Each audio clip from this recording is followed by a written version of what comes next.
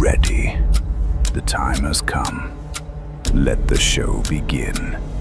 5, 4, 3, 2, 1, 0.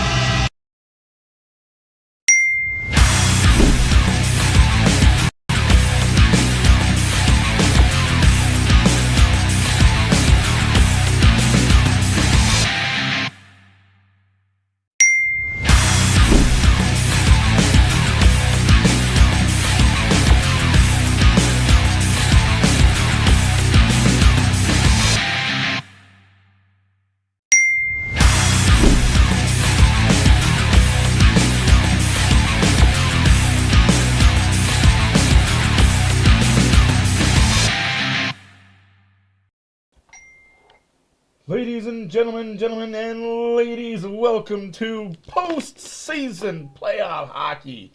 Round 1, Game 1. The Edmonton Oilers host the Anaheim Ducks. If you're new here, welcome. My name is Matt, OilersFanReaction. I am looking forward to talking to you all through the processes of how we got here, why we got here, and why it is a good thing we are here. If you haven't been paying attention to the playoff series so far, Minnesota, dang. Thump-a-wumpin' Game 1 against Dallas. Colorado got lucky against LA in their Game 1.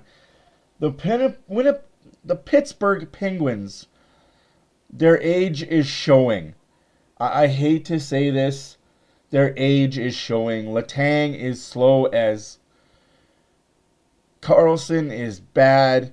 Crosby and Malkin are not very good right now. Philadelphia is up 2-0 in that series. The Penguins are looking like making Dan Vladar look like a Vezina caliber goalie. Yes, Stuart Skinner is 0-2 right now in the playoffs, but none of that is on him. If you watched any of that Pittsburgh series, the Penguins are bad defensively right now. They are falling apart. Now, all that said, all that done.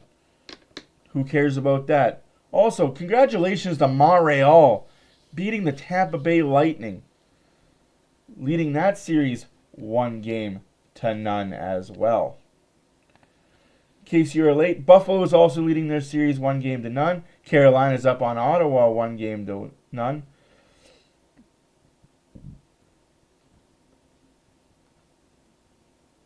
Yeah, I'm with you, Lubo. They look slow, and I don't like to say that, but they just don't look like a team that should be in the playoffs right now. Who knows? Maybe a change of scenery will change that. Also, 2-2 between Ottawa and Carolina right now in Carolina. I'm watching that game right now on multi-view for those that care. Oilers knowing that We got Draisaitl spotted. Draisaitl is in the game tonight.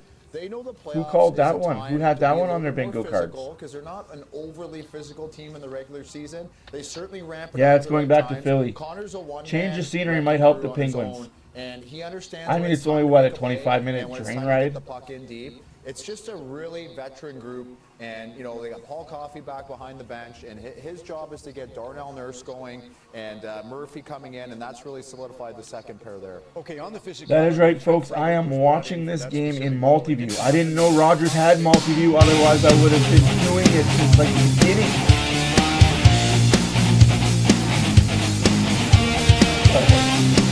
We have it now. Hello, what?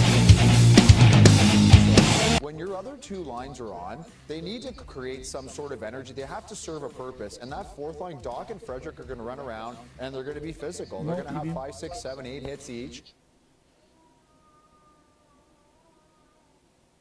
61 seconds left in the third period. Yeah, it's a gooder. It's a good game, that Ottawa-Carolina series. Miles, a contact guy for Also, sure, the Blue but Jay game is on. They're down 1-0 going to get a the great Los jump on the Angeles ball. Last Angels. thing you want is to strike him out, throwing him out in the second inning. Not going. The other game going on right now is Dallas, Minnesota.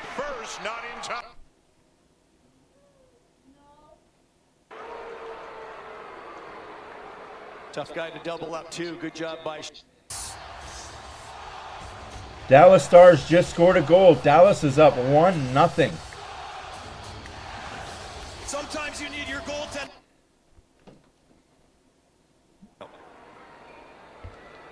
And it's easy when you hit. With under 30 seconds to go, Ottawa makes a line change, and that allows 2-2 going into overtime for Ottawa, Carolina. It's a piece of it on the way in. Ottinger with the Looks like Johnson got the goal. 1-0 Dallas. 11:02 left in the first period. Yeah, I shaved it all. I had to, man. It's during the summertime, it gets way too hot. I overheat, so I got rid of the hair, got rid of the beard, got rid of the back hair, the chest hair. Dallas, the all-important 1-0 lead. The play on the wall by Lundqvist. Watch his feet. He kicks it right there, and it You know goes how to it is. Johnston. The puck just bounces off. Ballstead gets fooled by it. The little kick right there. It goes off the foot. Also, puck drop in Edmonton will not be for another half an hour. Half an hour.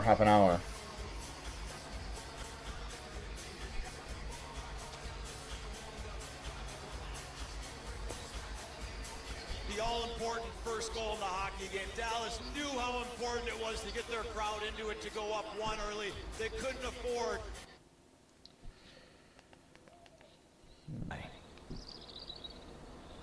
Organization hoping, if not praying, Leon Draisaitl will be ready for game one of the playoffs. What's it do to this team to have him and Jason Dickinson complete your lineup tonight? Well, obviously that would be big. You know, we'll see, but you know, both those guys are important for us, and a lot of guys stepped up, as I said, coming down the stretch, and just to get us in this position. But you know, obviously when we're healthy, we're a much better team, and those two are a big part of that, obviously. Ducks like to play it wide open. What's the premium on playing tight defense so as to not have this game and the series turn into a high-scoring track meet? Yeah, we don't want it to be a track meet.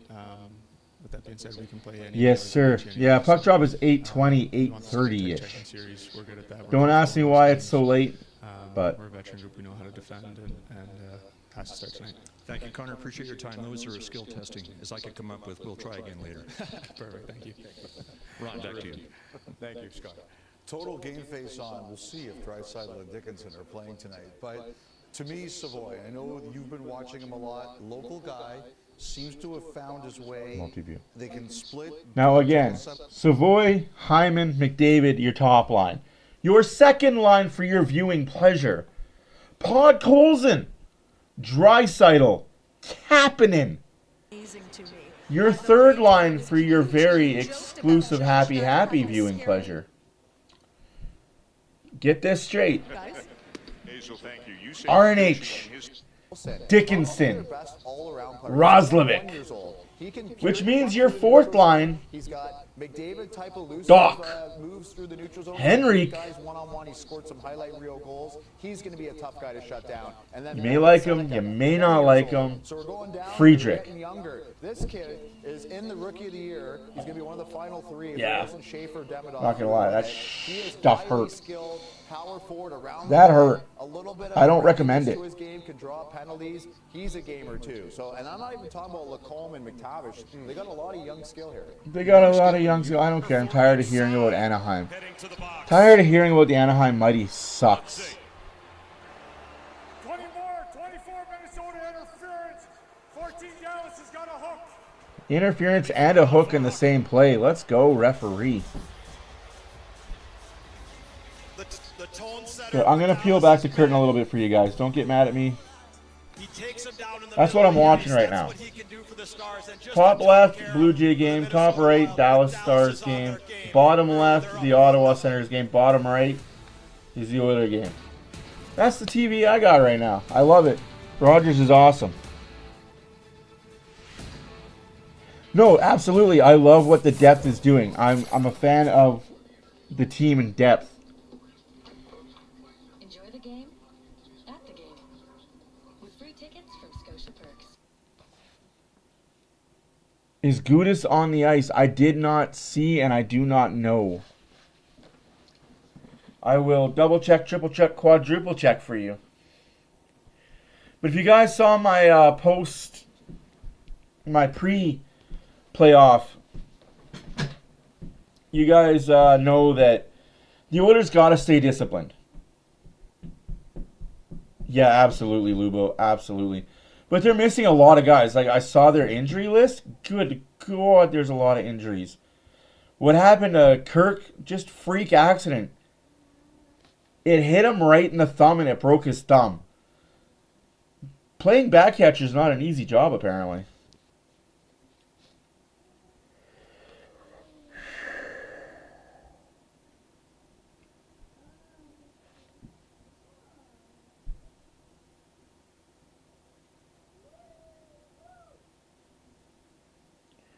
Gudis is in the lineups. Curtis Lazar, Max Jones, Spencer Stasny, and Josh Szymanski are your scratches for the Edmonton Oilers.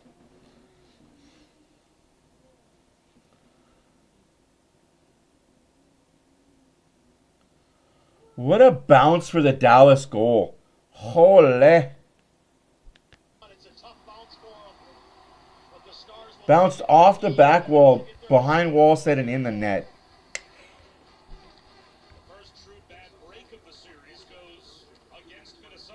4-on-4 for 2 minutes. 8:48 left to go in that first period. We'll see how they respond now. Open ice. Hughes drops for Kaprizov. 4-on-4. Kaprizov dances, pirouettes, finds Hughes. Hughes does the same. The quick turn. Protects the puck, taken back by Robertson. Handled though by Faber. Drives the net. 1-1. Faber, what a shot. What a goal. We got a tie game in Dallas. Ottinger, you sieve. I'm sorry, guys. Ben Ottinger is not that good. Faber was arguably Minnesota's best player in Game 1. The Minnesota native evens the score, and it's Benjamin Butt Ottinger. Makes the play. It's a little bit of a broken play. It goes off Robertson's foot, but it's a cut and drive by Faber. Absolutely, Lubo. Absolutely. On the blocker side of Ottinger, but it's Faber's skating ability that opens up all that ice, and he cuts to his backhand, and he's patient. He evens the score at 1 for Minnesota. Yeah. The two biggest difference makers, it seems, in this series so far have been Faber and Hughes. EJ, that I really don't care to watch the Blue Jay game, to be honest with you, so I'm going to cut that out. There's that much more ice for them to get dangerous on the back end. So all that tension. We just got to watch 3 games, right? The games that matter. As this game is even, and we continue to play 4-on-4 hockey. Still. We'll put the Oilers game in the spotlight. You know, Chabot and Sanderson have played monster minutes, and they're getting involved. Johnston got it going at 8:58 from Lundqvist. Blair and Barker. Weekdays on Sportsnet 360 or listen wherever you I love this. But Faber answers. And now Quinn Hughes gains the zone.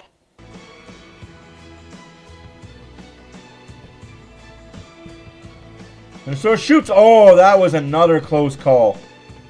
Almost got them again.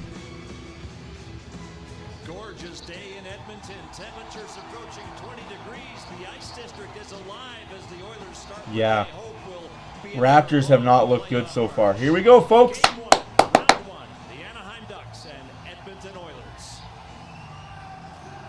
Bring them out, bring them out, bring them out. I'll shut up and let you hear.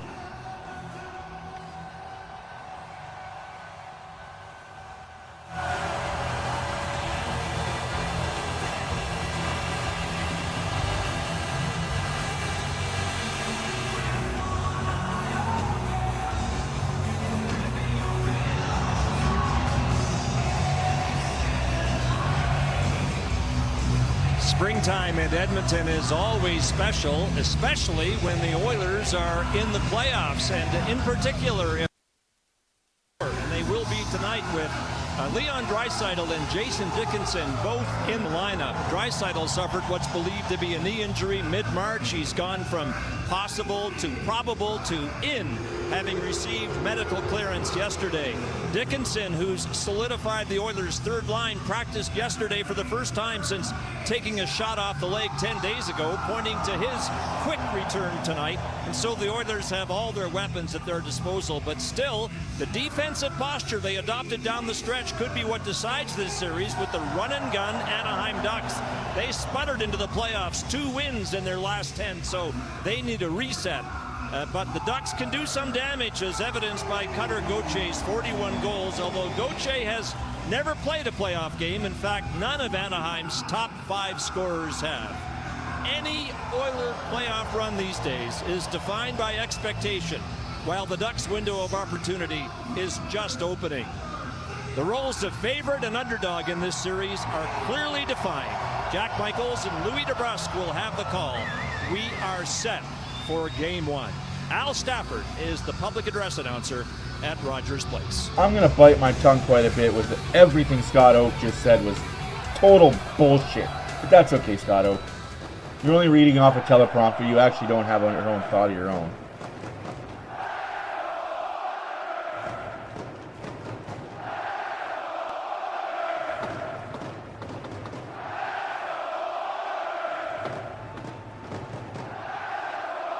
And now, fans viewing at home across oil country and here in Rogers Place, we ask you to please stand if you're able, remove your hats, and join TNG in the performance of the American National Anthem.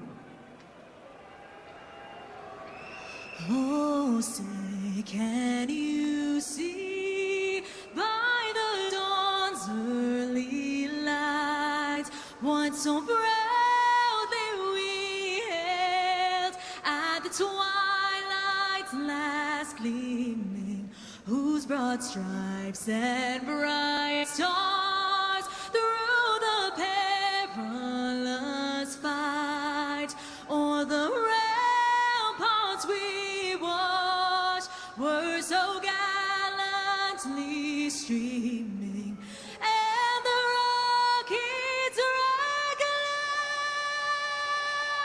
the bombs bursting in air gave proof through the night that our flag was still there. Oh, say does that star-spangled banner yet wave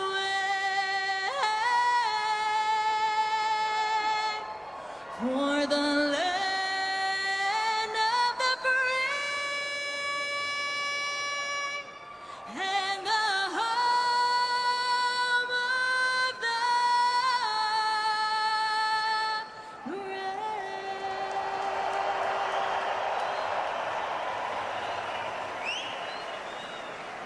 We ask you to remain standing and join the singing voice of your Edmonton Oilers, Robert Clark, in the performance of the Canadian National Anthem.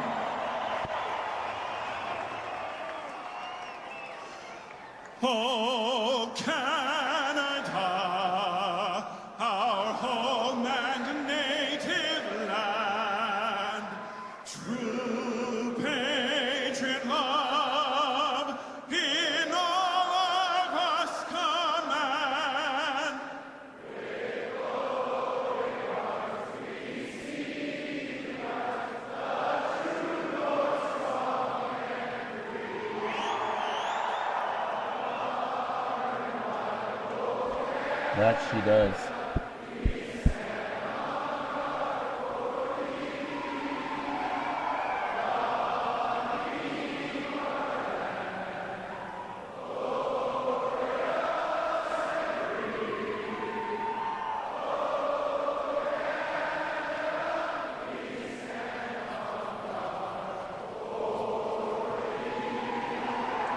Davids.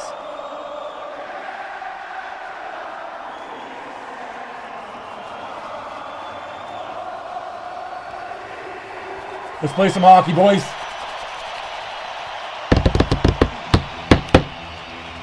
It's finally here. Springtime in Edmonton. Playoff Tradition. Playoff hockey in Edmonton. That looks to go back to a third I like the fact that Stanley McDavid, Cup final. But that 2-month journey McDavid's mom and dad don't want to sit in the press boxes or luxury boxes or the suites. They're like, no, we're going to sit with the crowd. We're going to sit with the people. Lifetime against the Oilers. Didn't have his best numbers this year, but Joel Quenneville thinks he could be a difference maker. That man, Connor Ingram, thundered down the stretch for the Oilers with a 5-2-1 record in his last 8 starts. He was nearly at a 93 save percentage. But the biggest news, as Scott Oak told you, is that Leon Draisaitl, still a top 10 scorer despite missing the last month of the season, returns to the Oiler lineup, and so does Jason Dickinson as we're underway. Tim Washy and Anaheim's fourth line begins for Joel Quenneville. We'll sit with the At the people. age of 67, turnover by Ingram, and then he makes a good save on a centering pass by Villa. That could have been trouble. That could have been 1-0, 10 seconds in. That quick. And a good recovery, big solid reverse hit by Roslovic on VL, a tough kid for Quenneville, electing to go with the fourth line. Jack try and set the tone early, almost worked. Murphy and Nurse, a little discombobulated, and now they reset as the McDavid line comes onto the ice with Savoy and Hyman. Savoy coming off a hat trick in Edmonton's regular season finale on Thursday. I disagree. That made me not like Colorado even more. Held by Dostal, and then Minchikov mishandled the puck. It came out in front. That made me see that LA can beat Colorado. That was a dirty. I'm gonna speak on it. That was a dirty hit to the head that Colorado got away with. Carlson stuffed by Bouchard. I'm with you. But yes, you know, We get Jack Michaels and Louis DeBrusk. There comes Connor McDavid! Oh. Short side looking for top right corner. Ekholm able to knock it down. He had a hat trick against the I'm just saying that made me not want Colorado to win even more. 2 of 3, all 3. I don't trust the Colorado goaltending. Exciting games with the Oilers and the Ducks each winning on their But own we all home have ice, our but own they only opinion. met 3 times because of the imbalanced schedule. That Minnesota Dallas series, that winner is going to be out of the Central Division to face the Oilers in round 3. I hope it's Dallas again. We can beat Dallas. It is a real problem. Here's a little hiccup by Ingram, but he makes a great recovery with the stick. Gets it down to the paddle. Doesn't Depending on how injured the Minnesota team is. Connor McDavid's first rush up the ice. This place was going wild as he elevated the backhand side sharply. Short side just missing, but tell you, speak loud because you won't hear yourself in here. Yeah, speak very Dostal loud. making his playoff debut. Ingram looking for his first playoff win in the Oiler net. He went 0-3 in Nashville's first-round series to Colorado. Now, that was an Avalanche club of whom Darryl Sutter famously spoke in its first-round series, a waste of 8 days. And a shot right off the rush, or right off the draw by Draisaitl. That missed the net, clattered off the glass. Yeah, that's weird to me too, David. The Habs got the Toronto broadcasters. If Sportsnet was smart, I would have had the Ottawa Senators get the Toronto broadcasters. Just my thoughts and opinion on that. Obviously. Other than an appearance to fight Max Domi in Toronto over the last 3 weeks of the year. Drive by Tyson Hines, just his 7th NHL game. Didn't think he'd even be called up at the end of the year. Not only was he called up, but he's in the lineup for game 1. You couldn't get the smile off his face in the dressing room this morning. There was at least 35 media members in the dressing room approaching Anaheim for the first time in Edmonton to be able to talk with them, and he was all smiles. He was taking it in. That's a great attitude to have. He got belted by Doc. Here's Dickinson to the net. And it's something Kevin mentioned and we've talked about down the stretch. Doc and Frederick, can this line have an impact in this series? Couple big hits already. Dickinson looking for Jack Roslovic, deflected and hacked out of there by Hines. VL will swing it right-hand side. Fourth line back out there for a second time in the first 3 minutes of the game for Joel Quenneville. Chris Knobloch going third line up against the fourth line here again for the second time, Jack. Roslovic shoots wide off the rush. McDavid lingering out there. As a bit of a hybrid out there with Nugent Hopkins, McDavid, and Roslovic. Here's Terry trying to pull off a drag move that was knocked off his stick. Nursen attempted clear. One of 4 holdovers from the last time these two clubs squared off in the postseason. 2017. Nurse, Nugent Hopkins, McDavid, and Draisaitl were all in that series. No one from the What a hit. What a hit by Hyman. In hits before he was hurt last year against Dallas. Picks up a loose puck, drops it off, and belted by Ekholm off the pads of Dostal. Here's Beckett Seneca, the brilliant rookie, across, shot, and that was blocked. Rebound collected and cleared by Ekholm up to Hyman. Pace is furious here in the first 4 minutes. Is it ever? Granlund had a hat trick and a losing effort in that game back in January. All 3 goals on the power play for the Ducks. Shoveled in by Seneca. Shots at 3-0 Edmonton. Nothing. 15:50 left to go in the first period. Game 1, round 1. Oilers, Ducks. You don't like the Ducks now, you're not going to like them after this series is over. Tell you that much for But the Panthers are not in the postseason this year. And that'll be icing against the Anaheim Ducks. Icing, Wallman gets the whistle. Overtime in Carolina, Ottawa 2, Carolina 2, 17 minutes left to go in that game. Overtime number 1. Colson takes it, and that's that quick release right off the bat. Colton Dock with a big hit for Zach Hyman. Chris Knobloch. He called them the Bash Brothers, him and Trent Frederick, and then Zach Hyman starting off where he left off last year in the Stanley Cup playoffs. He was hitting I'm going to everything. fix my mic. Vasily Podkolzin, one shy of being Edmonton's 7th 20-goal scorer during the regular season. Draisaitl. There, you should be able to hear me really loudly now. 35 goals and 97 points. Minchikov will get it back from John Carlson. Up the left-hand side, McTavish will backhand it in. He had an uneven season. Yeah, fair enough, David. Fair enough. Hopefully you guys can hear me better now. I just moved my mic. Draisaitl gives it to Kapanen. Kapanen, shot, saved by Dostal. Podkolzin in front of the net, causing a ruckus. We got ourselves a first case of the fisticuffs. The cuffs to fists. Quick shot on net. He was right there in front. And for the Anaheim Ducks, they're going to try and protect Dostal as much as they can.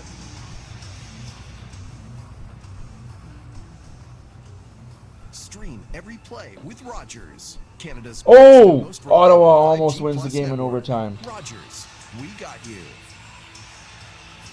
Carolina goes down on a 3-on-2. Taylor Hall. Don't call me old man Taylor Hall. All episodes available to stream now on CBC Gem. No score, first. Right, Lubo? Thanks for reminding me that my boy didn't get 20. And a beautiful day in Edmonton. What a shot by Donnell Nurse. Shots are now 4-0 for the Oilers. You got to get one here. You figure if you take the first 10 shots, you got to get the first goal. Make a note of that. Frederick. Colton Dock shrugs off a couple, gives it back. Nurse lets it fly. That pinballed off of Frederick and outside the zone.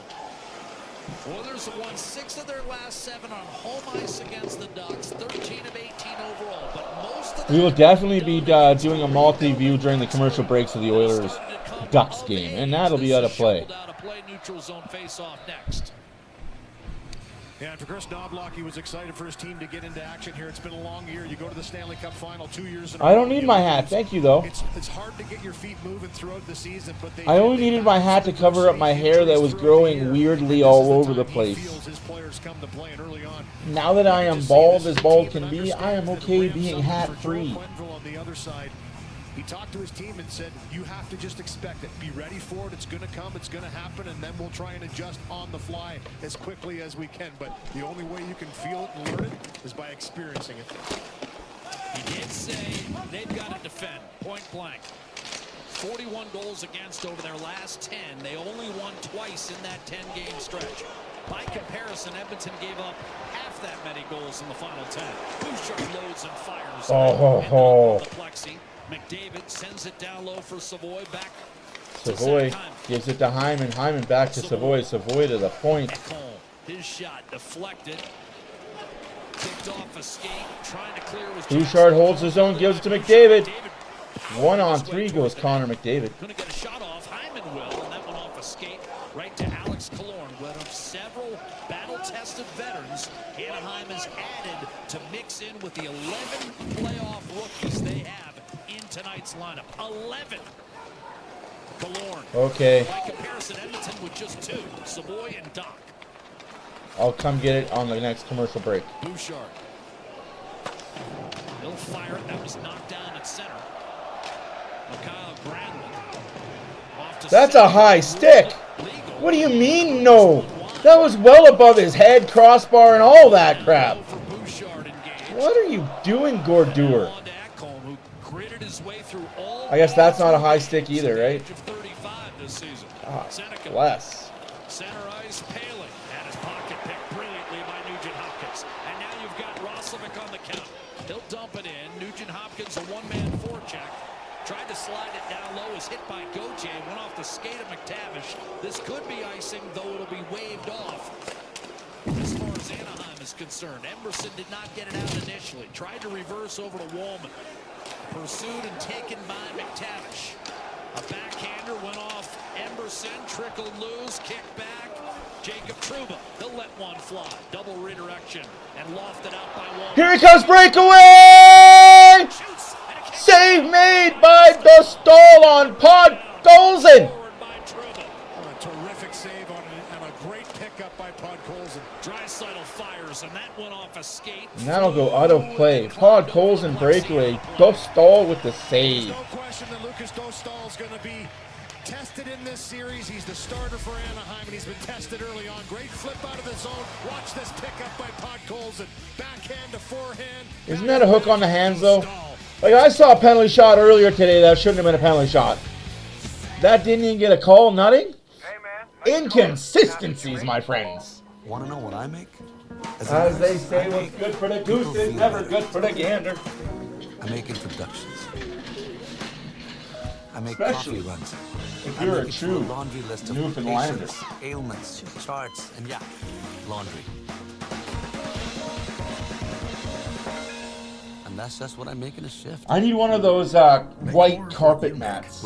I believe Diane was telling me that they were available, and I said, no, I'm starting to believe I need one. Spirits in my head and they won't go. I got dreams in my head and they won't go. The dominating Mark Messier. Now Draisaitl with McDavid.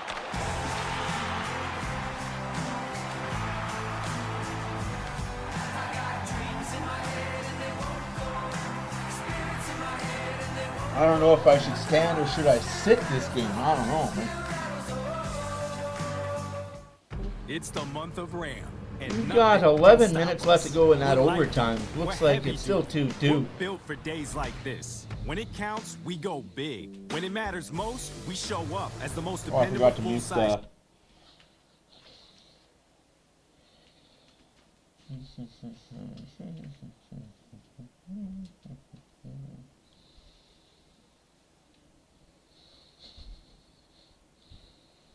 Inconceivable.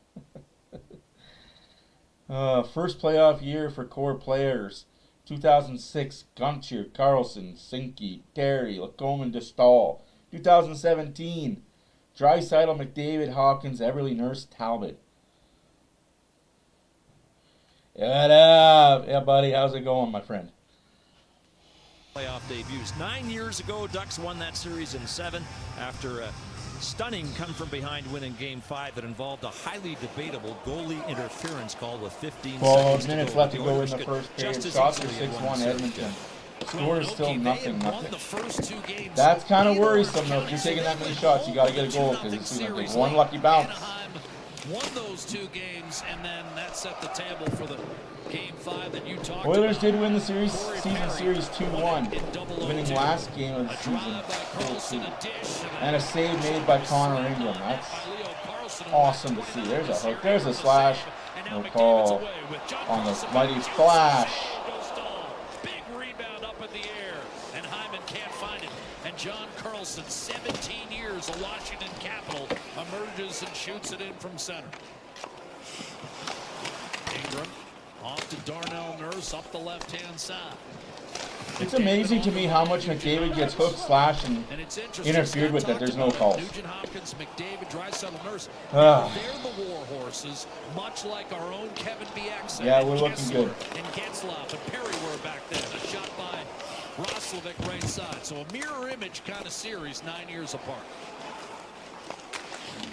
Jackson Lacombe up towards center. That's way offside, intentional even. And Ryan Getzlaff have a big series against Connor McDavid in that second round matchup. Massive, especially in Game 7. That was the experience coming through in Game 7. Yeah, we're looking pretty good. Pretty good. At one end, and then McDavid with a nice rush up the ice, and he gets a lot on this shot. It actually deflects off the blade and catches Dostal high. He's reacting to a low shot. It comes up and catches him in the cage shoulder. Defends that one off, and it popped up the air pretty aggressively as Connor McDavid's mom and dad in the crowd taking in the action in Game 1.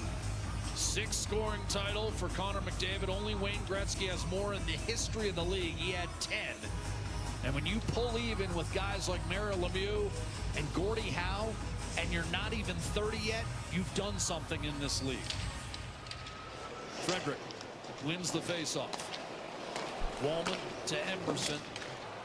Lofts it. That's going to be batted down by Gudas. Shoveled back toward the Oiler blue line. Emberson looking for Frederick. Then a second time up through Dickinson. Settled by Dostal and handed off to Gudas. And now Ryan Paling emerging through the neutral zone. A shot up high, handled by Ingram at the feet of Emberson. He'll scamper to the red. Off to Frederick. Makes sure to get it in deep. Dostal got a piece over to Gudas, who went to the 2023 Stanley Cup Final as a member of the Florida Panthers. They were beaten, of course, by Vegas. Come on, Nurse, you got to make sure that puck gets all the way around. Seneca came free. Killorn tried to sneak a pass down low, and Connor Murphy wasn't having it. Clear by Capital. Draisaitl. Sidecar is put Colson. Draisaitl across, picked off, and cleared by Seneca. Skating into it will be Granlund. He got popped by Murphy, stapled against the boards, but Seneca up top, juggled by Lacombe. He'll send it down low, and he got hammered by Kevin. 9.5 left to go in the first period. Shots are 8-3 Edmonton. Come on. 60, so plenty of firepower from the back end for Anaheim. And for Edmonton, they're trying to take a little wind out of that sails. A couple good checks on Lacombe, and for the Anaheim Ducks, they've thrown it back too. They've thrown some solid hits early on here, Jack. Good response by them as they've weathered the early storm that was Edmonton. 6-1 in shots. Now they've got a few on the board. Viel, a shot that's in front, and they're going to wave it off. Goalie interference, no goal! No goal, goalie interference! Get the fuck out of the crease! Contact on Ingram. I think it was Washy. No goal for you, dipshit! Contact on Ingram first, but you know, I've been impressed here. Go ahead and challenge it, Quinville. Go ahead and challenge it. Take a penalty for it. That's taking this away. We'll get another look at it. Goaltender interference. Yeah, you can't do that, dumb fuck. Let's go, boys. Wake up, though. Wake up. That's a good call. No question. Yeah, I mean, he Wake the fuck up now. Blue paint, right? He's standing his ground. Ingram is set for me, and then boom, that contact is what's going to take this one away, or did initially. We'll see if they want. Come on, Edmonton. You can't let them get the zone that easily. But the face-off is coming outside the line. Ruled no goal on the ice. Joel Quenneville pondering a challenge. No score. Go ahead and challenge it, Quinville. Come on. You're a veteran coach. Challenge it. Challenge it. Put your team on a PK against the best Oilers power play we've seen in a long time. Enjoy the game at the game. Oh, but man, that's too close for comfort, boys. That's too close for comfort. Oilers got to wake up a little bit here.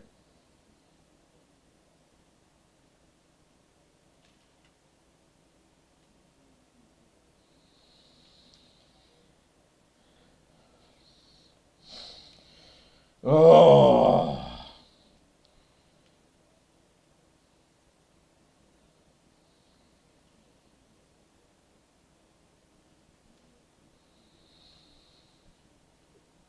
Nine minutes left to go in overtime. Carolina 2, Ottawa 2.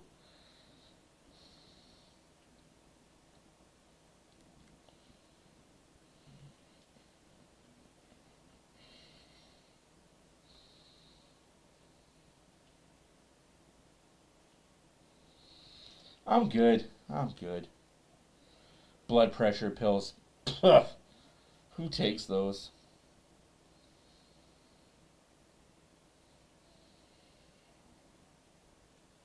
Icing against Carolina. 8:56 left to go in overtime.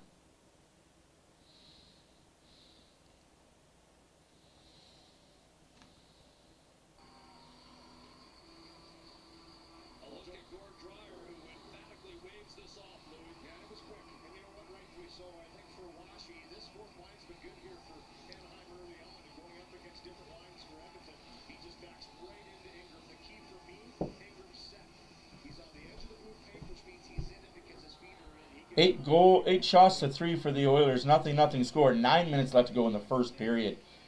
Anaheim, Edmonton, round 1, game 1.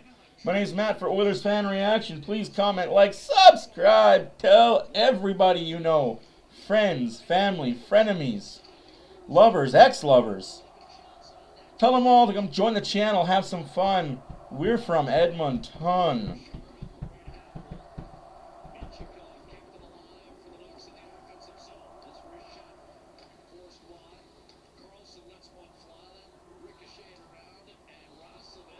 That's a high stick and a half. Like, how many times are these guys? It wasn't right there, dummy. It was 5 feet above your head. Holy Christ. No, the Cavaliers are a really good team, though. The Cavaliers are one of the top 2 or 3 teams in the East.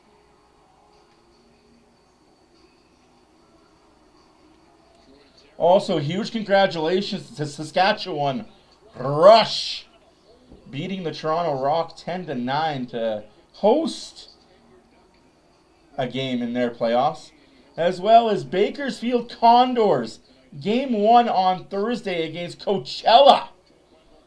For those that care about the Condors and their amazing jerseys.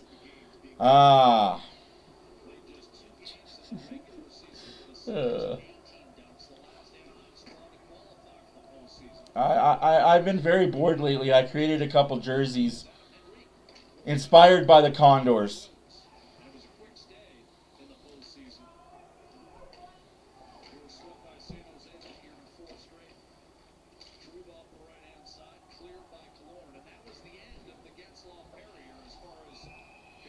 No, absolutely, David. Absolutely.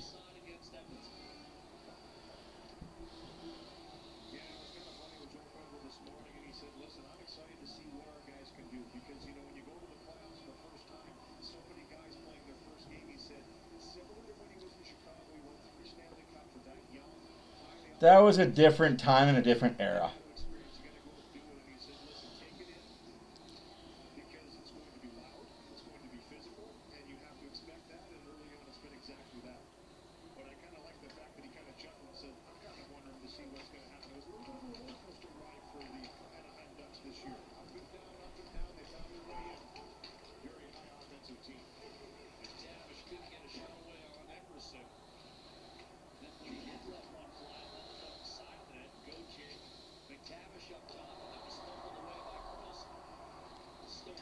That's offside again. That's intentional.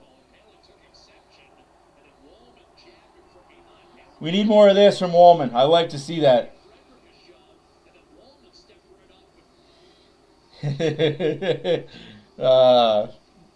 Yes, a 4-day break means very bored, Matt. Yeah. The ADHD kicked in hard the other night. That's for sure.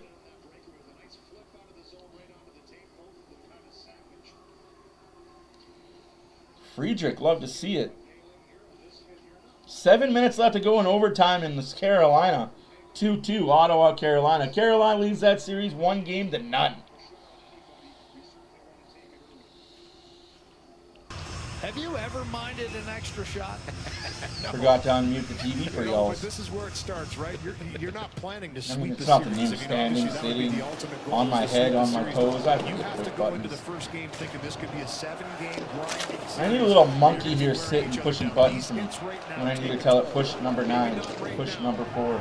But in games 5, 6, 7, you certainly start to feel it. VL tries to center.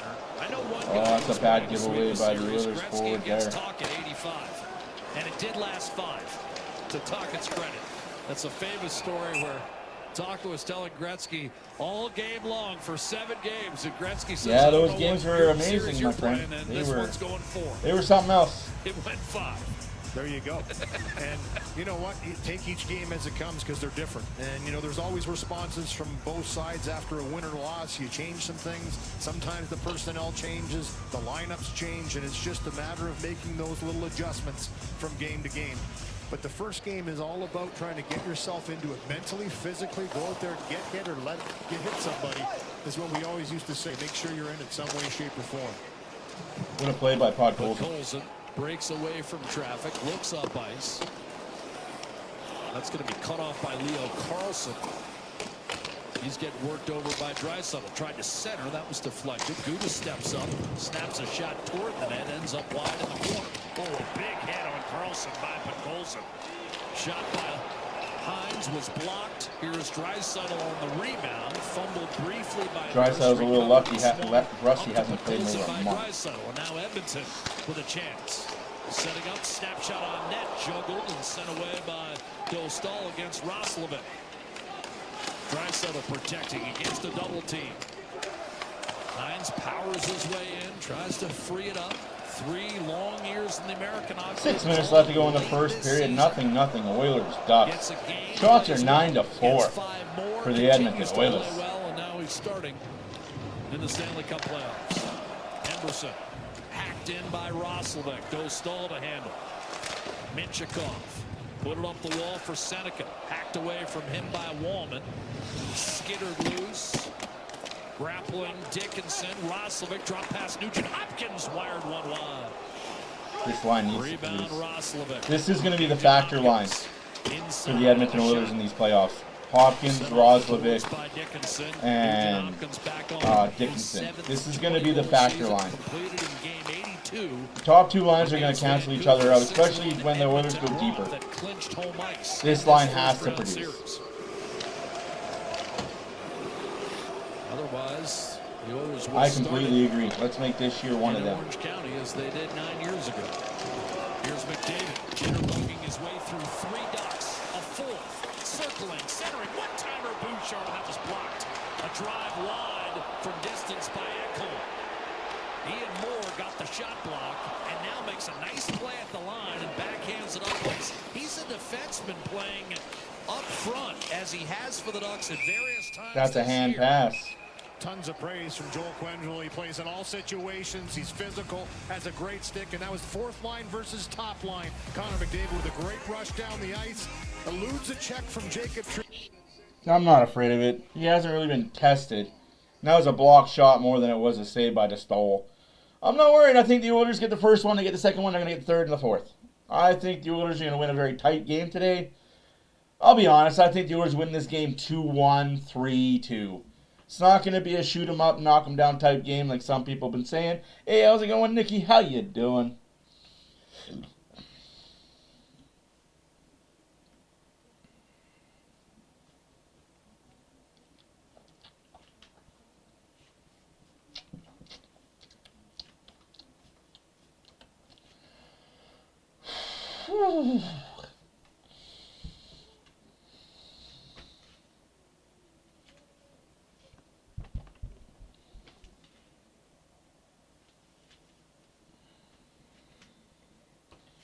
Yes, I get it. Messenger keeps crashing. Yes, I get it.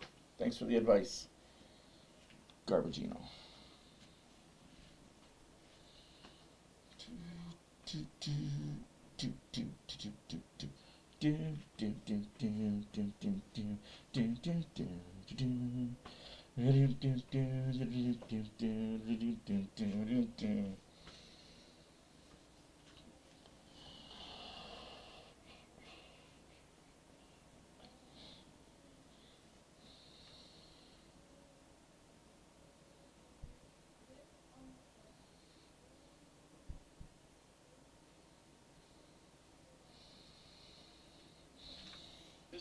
period, which is not surprising. Big hits by both teams. The Oilers have the edge at this point, 16-11, which takes us to Zach Hyman. That big hit on Jackson Lacombe, one of 4 of his in the first period.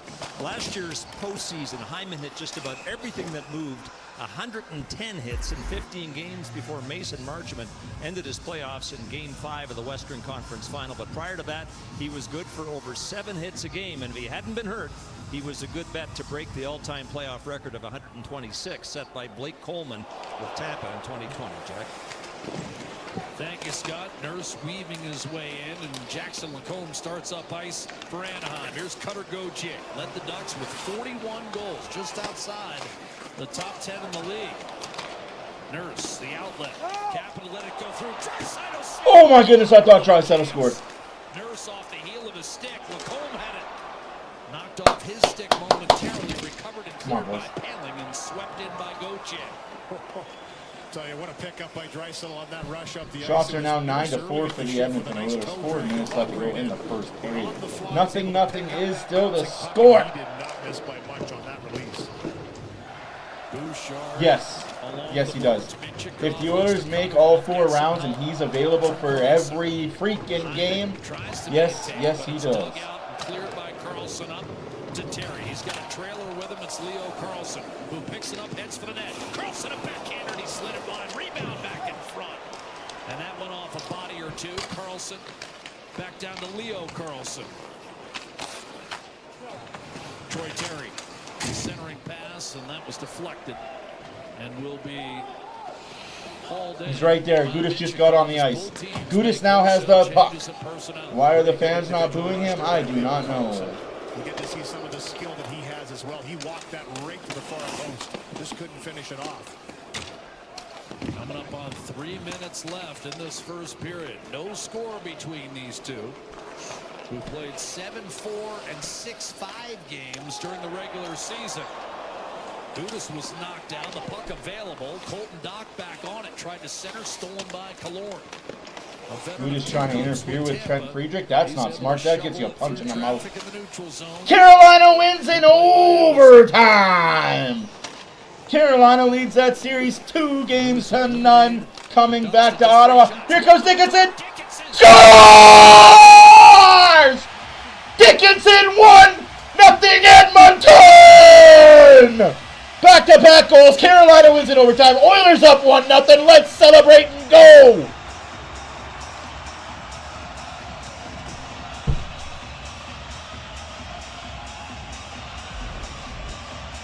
Here's the chance by Carlson right before the goal.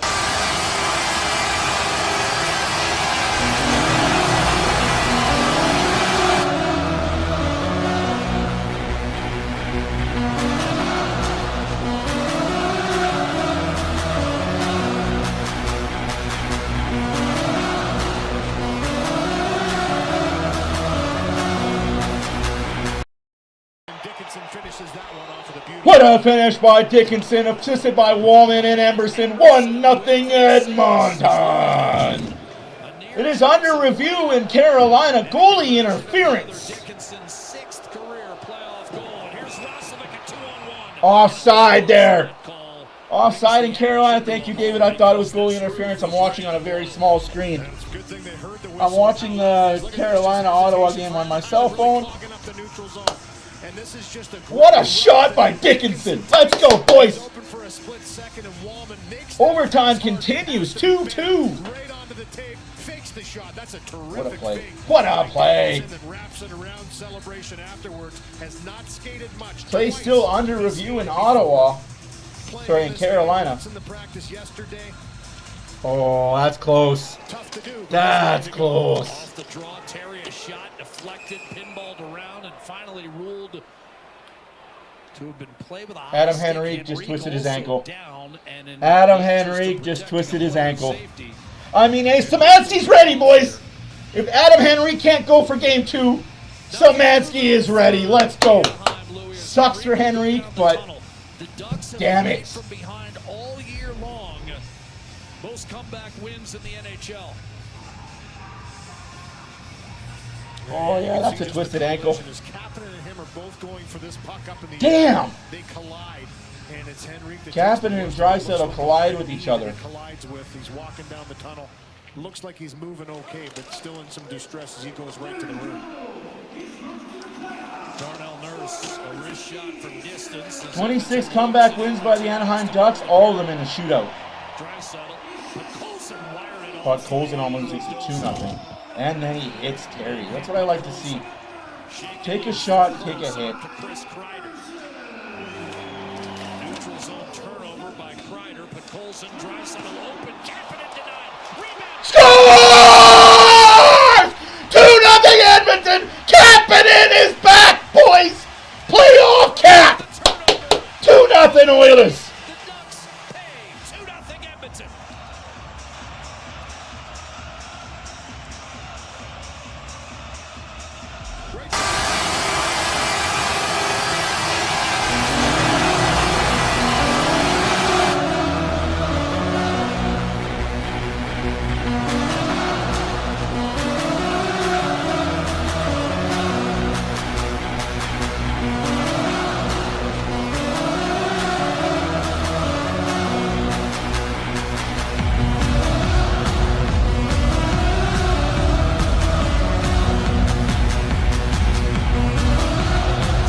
No goal in Carolina. We're still playing in overtime. That comes to shoot that puck though.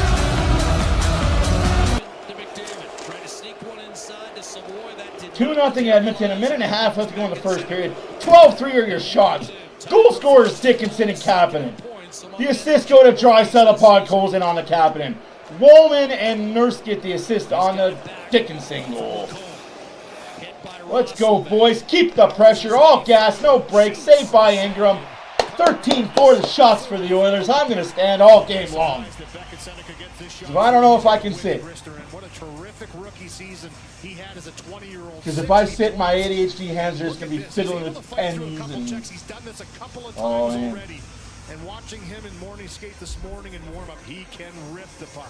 It is the worst lead for the Oilers to have in hockey, that's for damn sure. 1 minute remaining in the first period. 1 minute remaining in the first period. Stars up 2-1. Thank you, Lubo. Trying to even that series up at 1.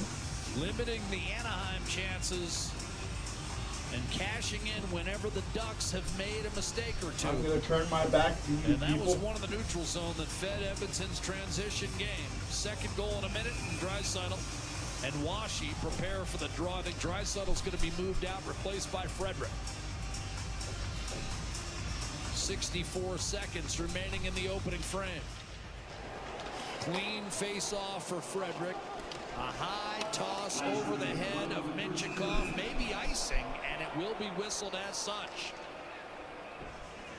Well, Uri Slafkovsky, when you achieve something that had never been happened before in the history of the Montreal Canadiens, that's saying something. A power play hat trick in Game 1 against Tampa Bay, including the OT winner. Habs Lightning coverage getting underway tomorrow with Hockey Central, 6:30 Eastern, 3:30 Pacific on Sportsnet. Game also seen on CBC. And that series, Louis, you and I thought that one may go the full 7. Lots of firepower there. Yeah, I see that. Penalty shot in overtime. Warren Fogle caused the penalty to happen. Newhook at the face-off dot. 39 seconds left to go in this first period. He shoots, saved by Omar! Let's go, Senators are still alive. That's 2 penalty shots in 2 games. That's 2 penalty shots today for the playoffs. Earlier today, if you guys missed it, Philadelphia had a penalty shot. Skinner made the save, although it hit the post more than he made the save, but still counts as a save. Don't care what anybody else says.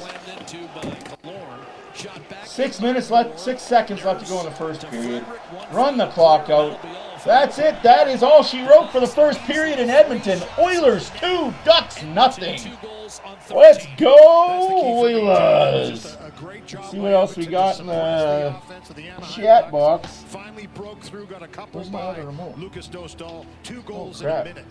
and a 2-0 lead in There the it is. second period. Cleverly hidden in plain sight. Well, from one pulsating building to another. Edmonton 2-0 after one. Now we join you in overtime. Here's John Bartlett with a K.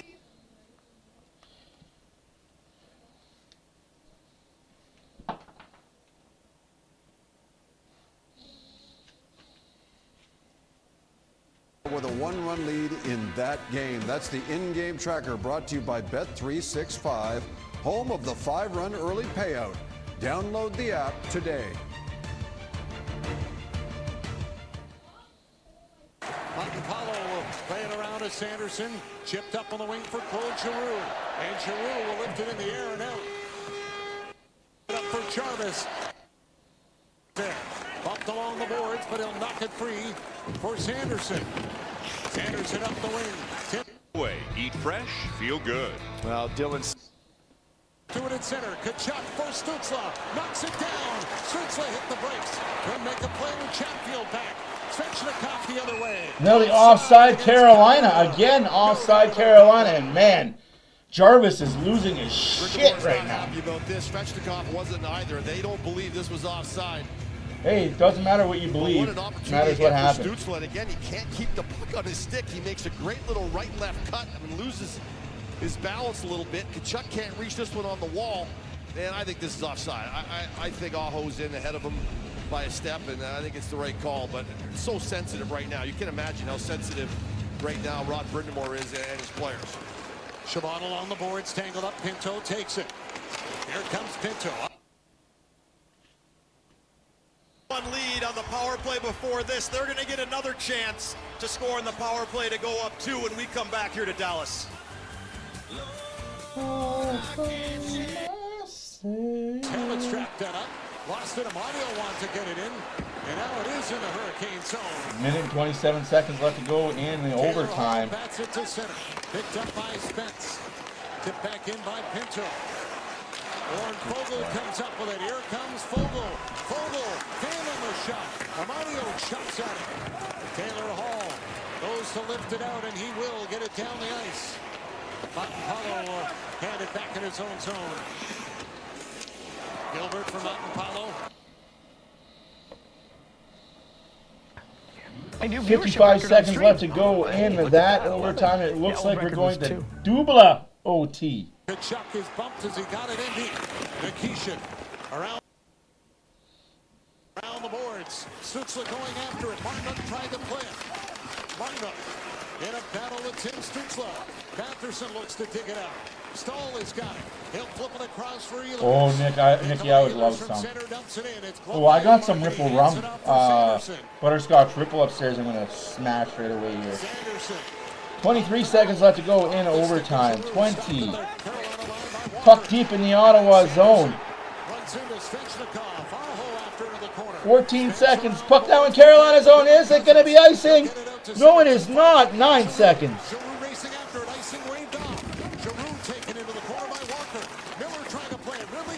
Overtime. Number 1 solves nothing in Carolina. Double OT. Here we go. Carolina's kind of pissed if you ask me. I'd be pissed if I was Carolina. Jankowski had a career moment. Everyone's ready. Everyone can score, and for me, just be ready because guys can find me. Thanks, Wyatt. Appreciate your time. Thank you. 2-1 Dallas. 13:42 left to go in the second period. Dallas on a power play. Number 2 overall power play this season belonged to Dallas. Number 1 at home. 2-2 Jays and Angels. You care about that series. Duchesne center circle. Peels back. Rantanen tags up. Johnston gains the zone, but Robertson lost his footing. That's the double drop Dallas is running. They drop it once. They act like they're attacking the zone. They drop it again. They had a great entry earlier. They ran it perfectly there. They're going to run it again here. They have Johnson if they want to drop it. Mishandle. And again, a clear tapped into the bench. Let's take a look at some numbers powered by the SAP Coaching Insights app. Whew. And if you take a look not just at the better power play goal scorers in the NHL, but where they do their damage, you can see Johnston, on average, in that bumper spot, is close to the net. He gets in tight, and Minnesota knows it. Johnston's so cerebral, smart player. So I can no longer play my new shot, intro. knows how to get open, and the Stars know how to find him, especially Bonus in the middle hockey, of the ice. absolutely. The Wild will want to take him away as much as Minnesota possible. wins the face-off. Rantanen holds his own. He shoots it off the crossbar, and oh, it didn't go out of play. Out to the right point for the sweep keep by Miro Heiskanen, and now a battle in the corner. McCarron digs in on Johnston, rides him to the ice. The battle continues. Time ticking off the clock, under a minute to go. In the power play, it pops free, and Heiskanen has the puck. To the half wall, Rantanen. Down to the goal line, Duchesne. He dangles, backdoor, just missed by Rantanen. Point to point, Robertson feeds Heiskanen and gets a return. Skates to stick, overskated by Robertson. McCarron with Joel Eriksson driving the middle, short-handed, fanned on the shot, protects the puck, tripped up by Heiskanen. I am not seeing that one out loud, Diane.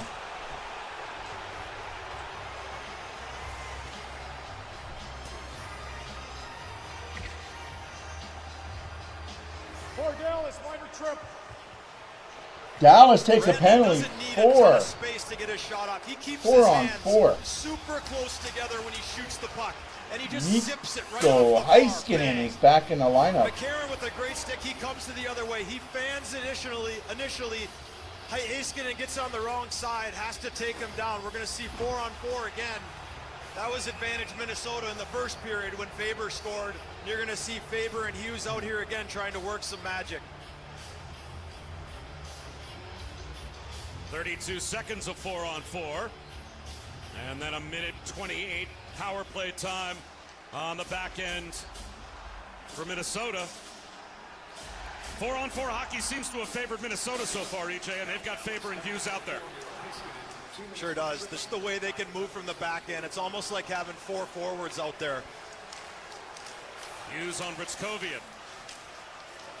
Drops it off, Faber on the move. He'll pivot. Good play by Huru. Healing in. Niels Lundqvist with the takeaway. Thomas Harley looks ahead. Deals it up the boards. Britskovian ties it up, and now Faber on the back pedal. 2 seconds, 1, and out of the box comes Spurgeon. Power play underway for Minnesota. Here's Kaprizov. Snow showers and winds it around the boards. Ryan Hartman. Hook to Matt Boldy. And now Hughes. A return to Boldy. He'll walk it low. Hughes up top. Wrist shot blocked and cleared. Harley sends it the length of the ice.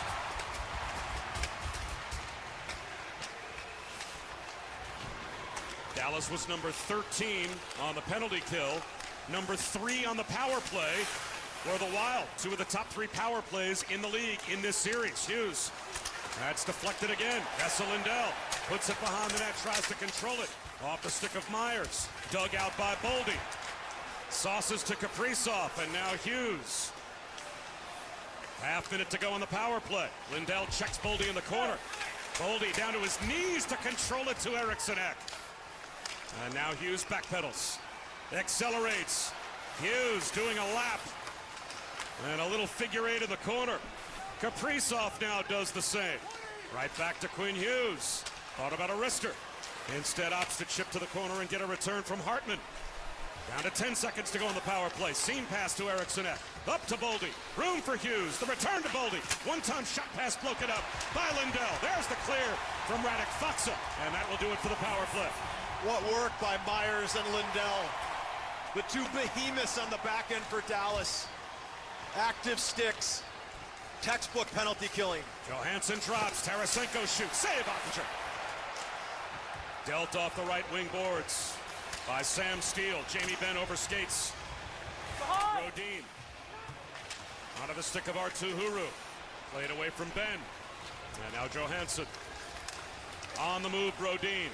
Straddling the line is Urov to stay on side. Thomas Harley has the puck. Leon Bischel double teamed. Takeaway by Johansson. Urov moves it back to the point. Steele in good position, though. Absolutely epic. The boys are playing the way they need to play. A good stick lift by Harley. So it's weird how the playoffs are set up right now. Harley the outlet. Every team gets a 2-day break. They play a game, they get 2 days off, they play another game. Within their schedule, every team gets a 3-day break. Except for the Oilers and the Ducks. I guess the NHL figured that their 3-day break was before the playoffs started. They play every other day, from Game 1 to Game 7, every other day, including travel. NHL Shop. I may not like it, I may not agree with it, but I don't make them decisions. It's been so close. If anybody deserves to score the winning goal tonight, I would say it's this guy. He has been all around it. You can see the frustration. I really thought from beginning to end this year, Stützle was the best Ottawa Senator. I think he's had an incredible year. And right here, Jankowski does an incredible job to get stick on stick and just interfere with Stützle a bit.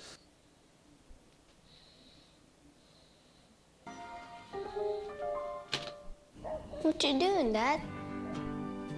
Living the dream. Leon Draisaitl misses about a month of hockey, and this is the first touch that he has. Goes back and takes the puck off of Bouchard. First shift, guys, in a month. Gallops all the way up the ice, weaves his way through, sets up a grade A. So if you're watching this, you're like, oh boy, like this guy's ready to go. Second play, grade A chance, ready off the face-off, wins the battle. Right? Just misses the net, just off, you know, and then he just follows it up the rest of the period. And you're kind of hoping if you're the Ducks, oh, maybe he'll be rusty, maybe he won't be quite moving as well. But no, you don't get that luck. You get a guy right here who's going to get the assist on the cap and in goal. And it's scary he looks that good. Some guys are just naturals. They can miss so much time. I hate to tell the Ducks this, but Draisaitl's been skating for about 3 weeks. We're going to produce a document. What is it? This is a flight last year from Florida to Edmonton. Ron McLean, seat 12A. Is that first class? Well, the Chargers Kevin Weeks, that was for Game 7 that never happened. And you talked about torts on the bus, memories of us on those charters the last 2 years. Yes. And that, you know, you always want one more game together. The Oilers certainly want it. You can see it in the way they came out in that first period. That's what the Stanley Cup playoffs are all about. I keep that on 2-0 Edmonton after 1, 2-2 Carolina, Ottawa after the first overtime. 2-1 Dallas over Minnesota right now. This intermission. A game and a half, and he's allowed 2 goals. Just what you ask for if you're the Wild, right? 18-13 shots you for wanted to see Minnesota. if Ottinger would respond for the Stars, and boy, has he ever. He's been tremendous tonight. 2 goals tonight. Only 1 goal allowed in game number 1 by Wallstedt. And 2 of the goals for Dallas on the power play. So 1 fluke off the end wall. Here's Steele. Off to Bischel. That shot blocks by Foligno.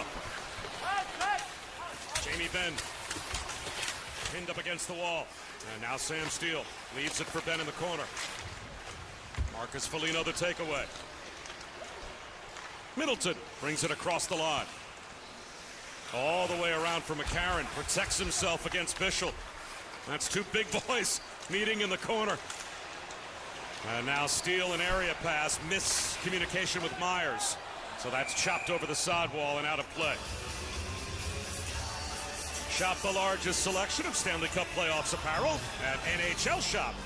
Take advantage of today's special offer on your favorite teams and brands only at NHLShop.com.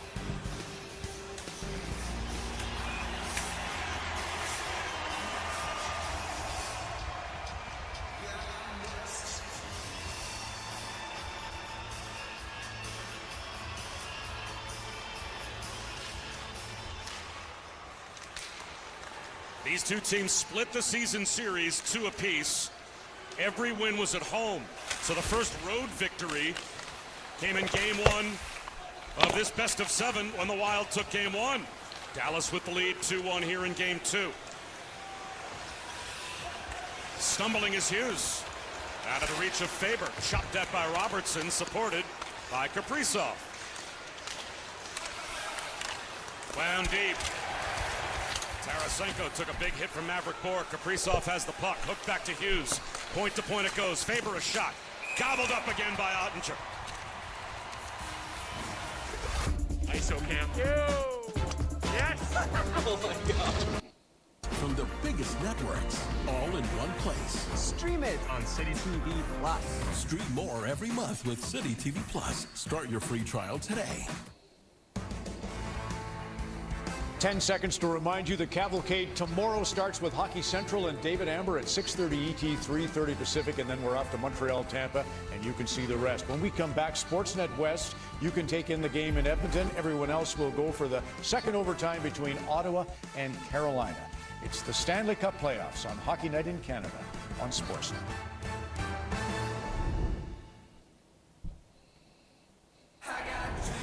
This game brought to you by Rogers.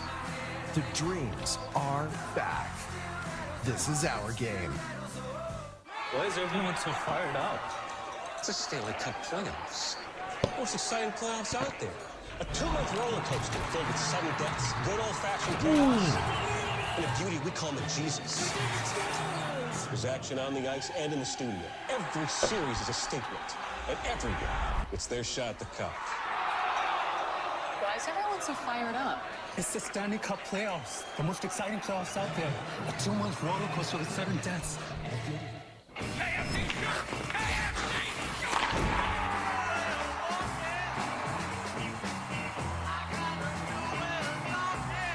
The KFC Face-Off Feast. It's got finger-licking good written all over it. Companies everywhere bought into AI. Problem is, nothing works together. That was not me. Only the ServiceNow AI platform breaks down the walls. It integrates anything, any workflow. Any data source. And with the AI Control Tower, we can finally manage all our AI. The ServiceNow AI platform lets you connect and control everything to put AI to work for your people. Take a seat, Nick. On a chair. Easiest if everybody just moves down one? No, okay. Looks like they brought a couple ringers. Nice stick. Is that antique? I'll take that. Come on, Dougie, you got a back check. Garbage day. Now you can finally drink out of a cup. Tomorrow. And here we go! Hockey Central sets up the showdown in Tampa after an epic series opener. Overtime winner! The Habs aim for a 2-game lead. Then, Boston tries to respond to Buffalo's stunning comeback. Absolute madness! Next, Vegas struck first. Can Utah bounce back? Plus, Colorado looks to go 2-up over LA.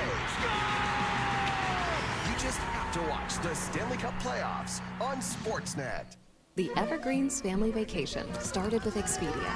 Dad knew his crew needed peace and quiet, so he booked a vacation home big enough for everyone. Great, right? Nice job, Dad.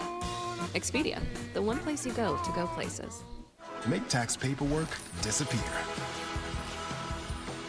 Connect to your accounts. .com/. Go a forward short the rest of the night. Adam Henrique got the worst. Short the rest of the night. Adam Henrique got the worst of a collision with Kapanen in the first period. Adam Henrique is out for the rest of the night. Left leg, we think. Good thing they got Szymanski. The Oilers say Henrique is questionable to return tonight. If he's out beyond tonight, Josh Szymanski would be the Oilers' first option at fourth line center. Jack and Louis. No Henrique for the rest of the night. That means Draisaitl, McDavid. You're going to have some heavy lifting to do for the rest of the game. Indeed. And Chris Knobloch talking about the improved depth up and down the lineup says Szymanski's a guy I don't really want to take out right now, but there's no other option. Lacombe gains the line for Anon. Quick shot off the rush, save, rebound, score. And just like that, the Ducks are right back in it as Troy Terry slices the gap to 2-1, only 19 seconds into period 2. Boy, is that ever a quick stride. Can't have that. Just cannot have that. Ducks only 4 shots on net in the first 20 minutes. For Joel Quenneville, he starts the big line, though. They go up, the first shot is handled by Ingram. The rebound's a juicy one. And watch Troy Terry just kind of follow the play, get to the spot. He wanted a pass initially, but that rebound goes right to him. It's the quick release that he finds the back of the net, and it's a 1-goal game. Outshot 14-4. Terry, one of those 11 guys, even though he's a veteran at this point in his 8th year, it's still his first playoff game. And he's on the board. Carlson and Lacombe with the helpers. That's Leo Carlson. Well, this is a team, the Anaheim Ducks, that are used to playing from behind, as you mentioned earlier, Jack, and they don't go away. Freaking Edmonton, wake up now. Until the bitter end of the game if they're chasing the game in the start to take more risks. They start to play that high-event hockey, we call it. And this is just a nice play into the zone. And as Carlson shot after the pass of Jackson Lacombe activating, Terry bangs into 2-1 Edmonton, 19:32 left in the second period. No lead is safe with this team. Early in this second. Sneaky, smart play there by Lacombe. He lunged for that rebound himself, couldn't get there. Then had the presence of mind, Louis, to jump out of the way and allow that Terry shot to go in. Yeah, activating up the ice, and I think we're going to see icing that against more the Oilers. And obviously down by 2 into this second period. Jackson Lacombe plays more than anybody on the Anaheim Ducks. He's the one that's going to get the lion's share of the minutes on the back end. I talked to him this morning. I said, are you thinking defense first when you're out there against the McDavid line or Draisaitl line? He said, absolutely. But he said, when I get my chances, I'm a great skater. I'm going to get up the ice. That's exactly what he did. He jumped up the ice in a hurry on that one. 2-1. 58 points this year, building on. So Lacombe's a defenseman playing forward right now. And he's a guy Louis and I saw very early in his career, first few games. And I remember Louis asking me, who is that guy? You were impressed right away. Well, he's improved every year. Terry snatching a loose puck, trying to feed the front, broken up by McDavid and Ekholm. It stays in the corner, jabbed at by Bouchard, regained by Terry a third time. Came up top and sent right back down low by Minchikov. So Anaheim gets dominated in the first. No surprise. The Ducks have been dreadful in the first all year long. Tied for 28th in the league in goal differential. But now they're right back on it. McTavish to Carlson. He's in. He shoots. And a sliding play. Get the fucking puck out, boys. Oh, bad giveaway again. Erased. Another turnover. Killorn. And the Ducks are starting to feel it for the first time in this game. Yeah, 2 turnovers that led to chances for the Ducks here. And, you know, you can see they're coming back looking to knock down pucks off the transition, looking to be a little more aggressive on the forecheck, and it's resulted in 2 good chances. 26 comeback victories for Anaheim, tied for the league lead with Montreal. And they led the NHL with 12 of those comeback wins coming in the third period alone. Draisaitl, a dart to Emerson. His shot disappears into Dostal. That's what the Oilers just needed right there. Just a shot on net. Calm the pace, slow it down, play your game. Let's go. To find Emerson on the late one. This is the first turnover, and it's 2 Ducks that kind of corral on Bouchard here. He tries to put it through Carlson, uses his skate to knock it down. McTavish gets it to him. Nice little toe drag, and Wake goes off the back end of the sprawled Ekholm and wide. So Bouchard's looking for McDavid on that play. McDavid needs the better comeback. He can't be up at the red line waiting for a stretch pass that's not going to get through 2 or 3 people. The Oilers forwards got to do a better job at protecting their defense. A high flip. Out to Ian Moore. He got shook up by Wallman, then a big hit taken by Draisaitl by Jeff Viel,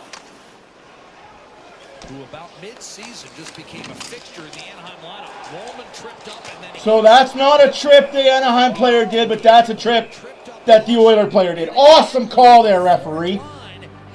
That was a blatant trip. He stuck his leg out and tripped Wallman. No call on that, though. No call. Can't call those.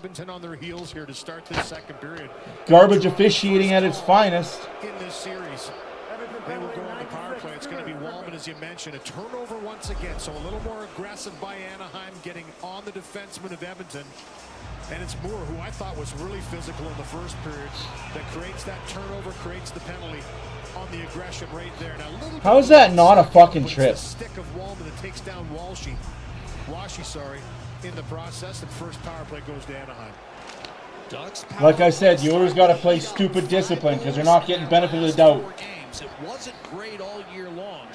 Less than 19%, which was top 5 in the league about 15 years ago, but in today's NHL, only 23rd. Troy Terry around Kapanen. Takes a shot that's smothered by Murphy. Nurse and Dickinson round out the penalty-killing foursome. John Carlson will walk the line. Granlund gives it up, gets it back. A quick shot off the pads of Ingram. Rebound for Carlson, who was the first half of that give and go. They'll work it to Granlund back in front. Carlson short side. No, that's exactly it. If you're calling that trip, you got to call that trip at the leg. A little extra afterwards between Nurse and Carlson as they kind of give each other jabs. After the whistle, good job by Ingram to pounce on this one. It's Growling. But we know that's not how this game works. They don't call those. Versus Edmonton. Nice pass by Carlson. Finds him right in the sweet spot in the slot coming in. Gets that shot away. I mean, there's another good pass by Carlson, and you can see Granlund, and Carlson digging this one out. Trying to elevate in tight. Takes a little bit of a shot. Gives one back. Playoff hockey. Totally different approach in Anaheim. Gauthier led the club with 11 power play goals during the regular season. He's on the second. Hey, how's it going, it's a lot more Emo? evenly spread with the Ducks than it would be with Edmonton, where that first unit usually will go a minute 45 plus if they don't. 2-1 Edmonton, 16:45 left to go in the second period. 1 minute left to go on the power play for Anaheim. Here comes Connor McDavid. There's a hook on the hands, no call. Funny how that guy gets hooked. We don't get no calls. Maybe he falls down one time. You know, if you're getting hooked, fall over on purpose. They'll have to call it, right? Scores in the first period for Edmonton. Killorn curls it back for Jackson Lacombe. Token pressure up top. Cross seamer deflected right to Nurse, and now he's going to jump up in the play. Shoots. That was kicked away by Dostal. Rebound Killorn. 20 on the power play as Ryan Poehling takes it across the line. McTavish receives from Lacombe inside. Quick shot to save Ingram on Killorn. And now lunging McDavid! Back. Connor McDavid shoots. And a Saved by Dostal. As the power play comes to an end, McDavid got a second shift late in that penalty. It is double overtime in Carolina as the Oilers kill the first power play of the game. Ottawa has the puck in the Carolina zone. 14:22 left to go in that second overtime. Force him to go to the inside. John Carlson in deep chance. Shot save. Ingram rebound score. Fucking joke, man. Tie game, folks. Cleans it up. 2-2, and the Ducks need less than 5 minutes to erase the 2-goal deficit. Well, there you go. Just Oilers better get the next power play. On the Edmonton bench to get into this game right away. Here's the poke check by McDavid. Once he gets Oilers better get the next power play. Forces that move to the inside. Good job by Dostal to get across and make the save. That's fucking garbage. You call that ball. Here's another one. Just a misplayed puck off the wall right to the middle. And the top line of Anaheim once again goes short work. It's Terry first. Carlson finishes at 2-2. I think that puck might have ricocheted off Kreider right to Terry. As Louis talked about, Carlson there to finish. The guy who's just going to get better each and every year, Leo Carlson. That first year, little load management. Those days are ancient history. A steal by Washy in front. And again, the fourth line creating a chance. Viel to Woolman.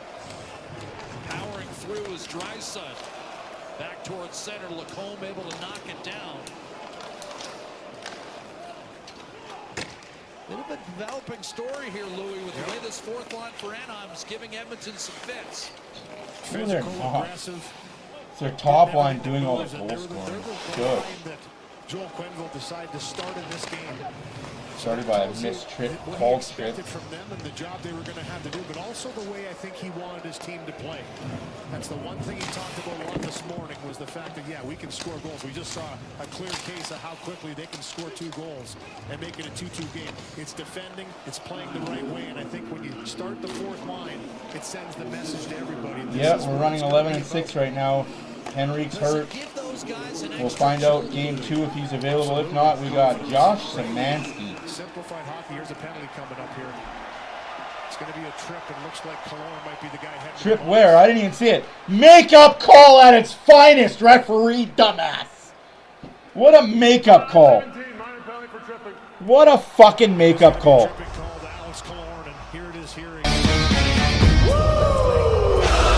So why wasn't that called the last time? If it's a penalty then, why wasn't it a penalty before? Gets nailed for this one for tripping. First power play for Edmonton. I agree, and that's why Woolman was upset. He felt that is the only thing I'm asking. If that's a call then, why was it not a call before? Why? Because the score was Edmonton's favor. That's why. Edmonton with a chance to answer. Heaven fucking forbid you give the Oilers a power play when they're winning. Bouchard. McDavid. Give them the opportunity to extend the lead. Boo fucking who? Last 9 regular season games. McDavid. Draisaitl in his office. In front. That went off a leg and will be clubbed down the ice. And Granlund wants a change. Draisaitl still led this team with I'm just saying, like, if you're going to call that then, but you let that first one go, garbagino. Good stick, Trouba. Bouchard to McDavid. Through Paling, but that, again, a good stick from Paling, Louis. He kind of baited him into an offside there. Yeah, stand their ground on the offensive blue line for Edmonton. And here's just a good one. Just a little sweet poke check by Trouba. I mean, that takes away all the momentum coming into the zone. And then this one here, good closure by Paling. Why they extended him 4 years as their third-line centerman because of this defensive play and penalty killing. Good stick to deny the entry twice. Not easy to do when 97 has the puck on his stick. Still a full minute 16 out there. And as we talked about earlier, Edmonton's first power play unit typically eats up most of the 2. Bouchard across to McDavid, cuts inside. Now Draisaitl gathering to Nugent Hopkins, back to Draisaitl, and he Draisaitl fans on it. McDavid tried to center, flicked away by Ian Moore. Oh no, I'm good. Bouchard. Quick change for Anaheim. They got caught. Draisaitl walked in. That's play offside. onside. He lost the handle initially, and then McDavid tried to beat Doesn't 2 matter. ducks at the line. And another sound defensive Like I said, if you call that penalty, there's no momentum for Anaheim. We're still 2-1 up. But god damn it, play better defense, Edmonton. McDavid again challenged at the line. Pried loose. Carlson up the gut. Is it too early to say that's the plan, Louis? I mean, they're attacking. They have to, though. When you look at this team, they've got 12 of the 18 skaters for Anaheim are 6'2" or taller. They've got that range, and they're using it right now to defend perfectly. Here's another breakup, and maybe a penalty taken. No call on the play afterwards on the trip, but another good defensive stick to break up the entry. Pretty hard to score a power play goal when you can't get in the zone. Anaheim's done a terrific job here. No goal scored on the power play for the Oilers. Couldn't even get in the zone. Comes to an end. Chopped loose. Good stick to keep it in. They said, I don't know why the refs are scared to call penalties against Anaheim. The Oilers aren't going to capitalize on the power plays they get. The other thing this rally has done is kind of take the crowd of it for the first time tonight. It's a little quiet in Rogers Place, which of course is sweet music to Joel Quenneville's ears. Got his 1,000th win against the Oilers during the regular season. Here's a drive by Gudis and a glove save. Ingram with a huge save. 11:30 left to go in the second period. 18-9 are the shots for the Oilers. 2-2 hockey game. Roaring back in the second. Troy Terry 19 seconds in. Leo Carlson the equalizer.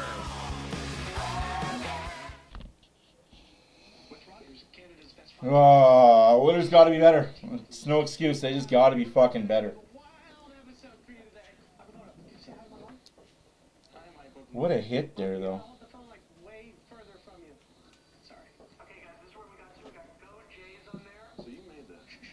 It hasn't been a good power play for the majority of the year, no.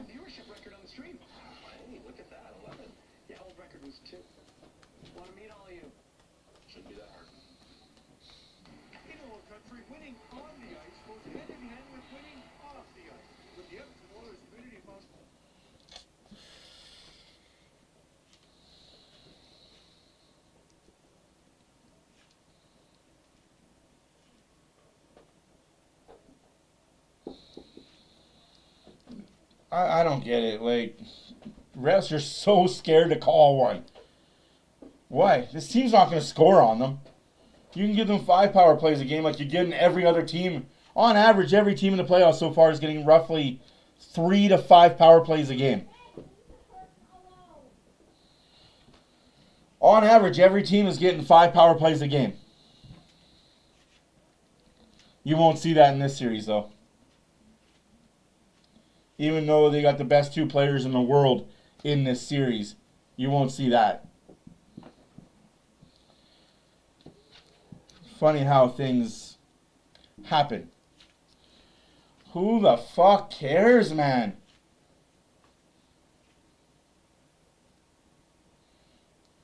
Oh my God. 2022 was a long time ago. Like, don't act like they just did this year. Let's keep talking about how great Anaheim is. Fuck's sake, Sportsnet. You guys are a joke. Required to get the Ducks rebuild moving in the right direction, Jack. Took you 15 years to fucking move in the right direction. The Anaheim zone. I'd say that's top 10 nicknames all time in any of the 4 major professional sports, don't you think, Pat Verbeeks? Little ball of hate. Hailing a shot block. I mean, that's He earned it. That's honestly, that's top 10 for That's me. great. Yeah. Frederick, inventiveness and apparently accuracy. He was competitive, that's for sure. Here's Granlund. Trying to work his way through Colton Dock. Cutter Gauthier back to the point, no one home. That was close. Draisaitl was almost gone there. Minchikov just interfered enough. Carlson to Seneca, trying to drag to the backhand, well played by Bouchard, and then a shot by Killorn, deflected out of play by Ekholm.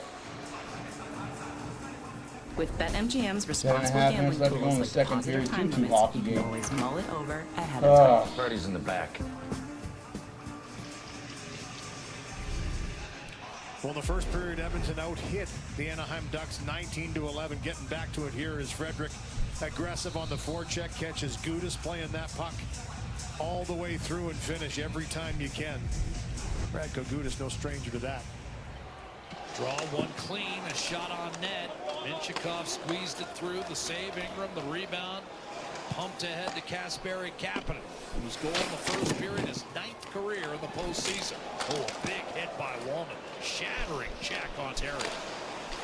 Oilers hoping to land a few body blows as well early in this series. Draisaitl, a shot that was blocked. They feel like they're the more physical club. And they're used to it. They've gone through 2 runs of the Stanley Cup final in the last 2 years. They understand that you have to elevate that. And Wallman had a pretty strong game here with a beautiful pass on the Dickinson goal. A big hit you saw right there in Troy Terry. Turnover, Draisaitl, Seneca across, and a good read.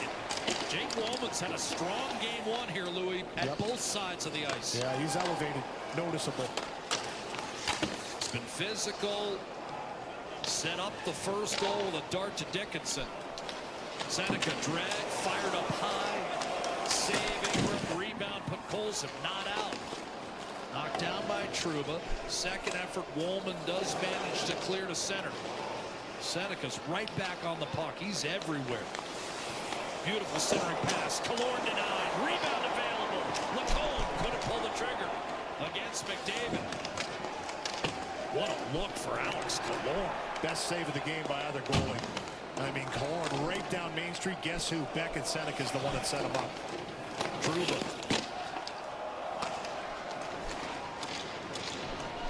McDavid. Lead pass.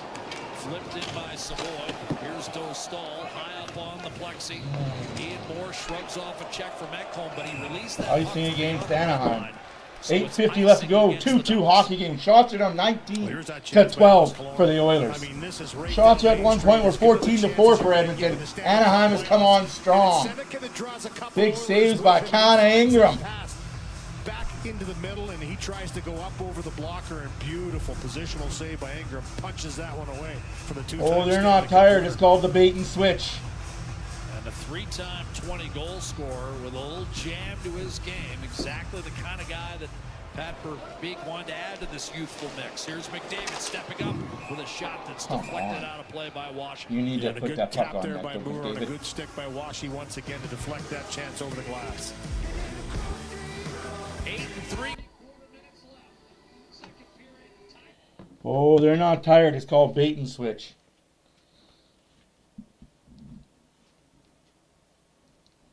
Can't wait for this period to end and third period to start. Oilers are winning this game. Oh.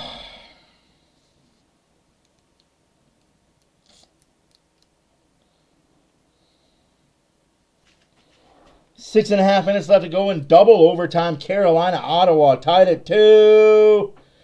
Game. Oh, Carolina almost wins the game.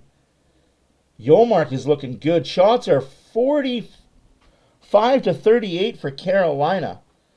Damn, they shoot a lot. Oh, there's a trip. Not called. How do you not call that? I mean, it's overtime. Don't call anything.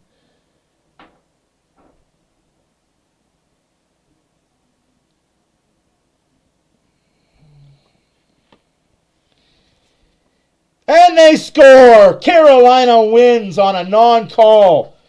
Hate to tell you, folks, but it happens to everybody. Carolina wins 3-2. Ottawa down in their series 2-0. Like I said, it doesn't just happen to the Oilers. These refs are shitty all over.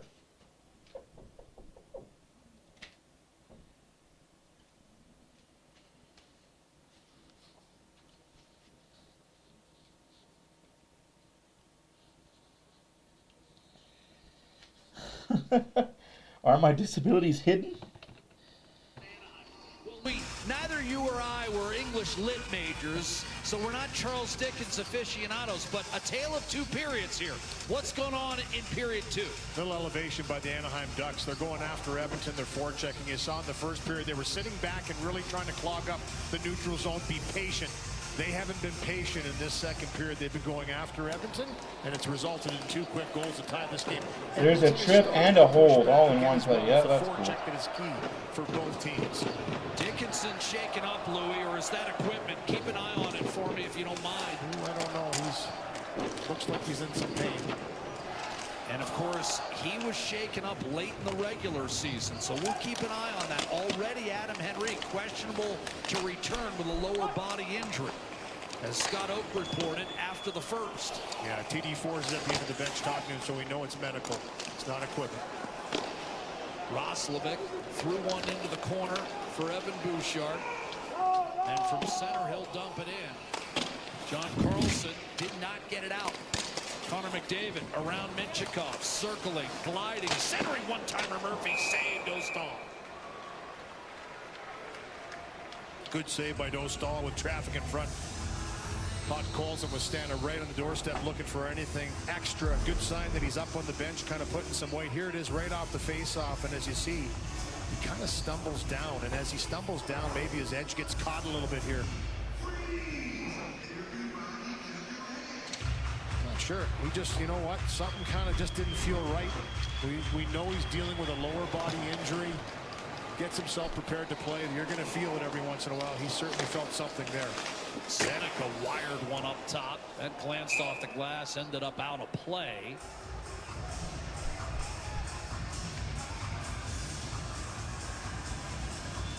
Want to welcome all of you who've been watching the game down in Raleigh, North.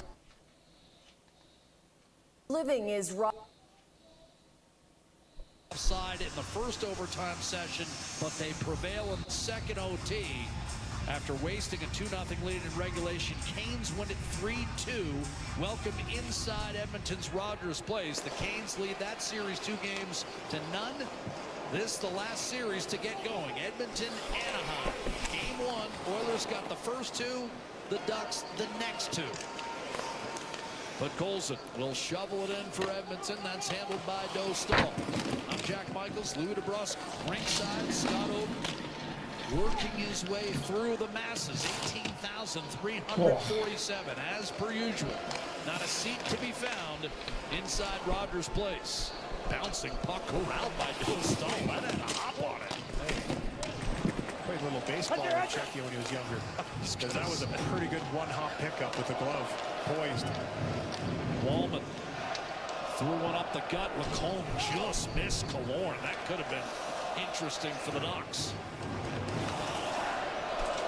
Edmonton a 2-0 lead. 2 goals in a minute late in the first period. But Anaheim needed less than 5 to get the game tied here in period 2. Well, don't miss all the exciting professional women's hockey action. Toronto Scepters take on the Ottawa Charge. That's Saturday, 2 Eastern on CBC, CBCSports.ca, and CBC Gem.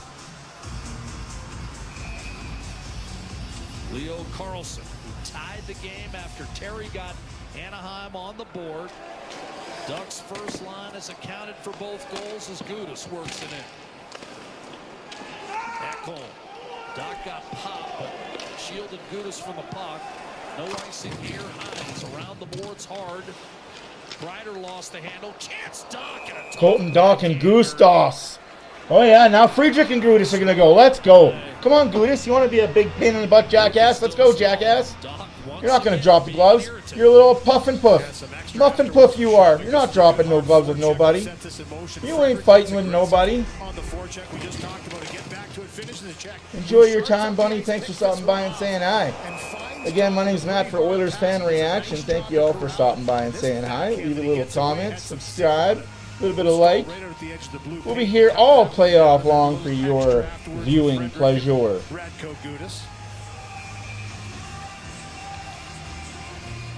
McDavid directing traffic.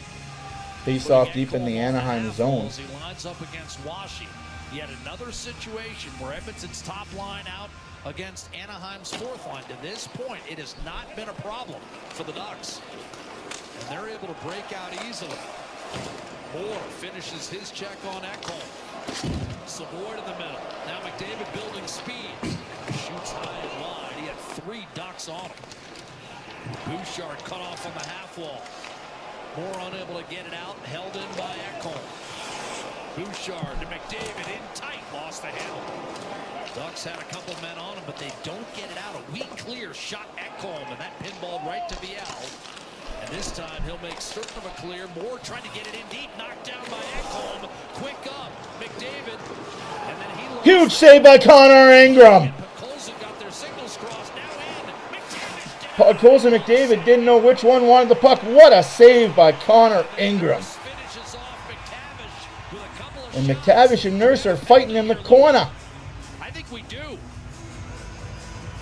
It looks like, I think it's going to be Darnell Nurse as he gets up high on McTavish with a pretty good cross check. He's getting the only penalty out of all that? Get the flack out of here, man. Like, just so stupid. 2 guys fighting in the corner. Take them both or take nobody. Power play coming up for Anaheim.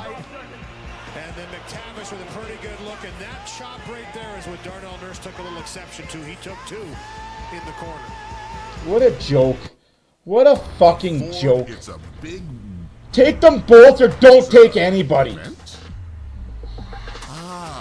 Ford It's a Big Deal event. Right now, lease this F-150 for $237 bi-weekly. That's like $119 a week.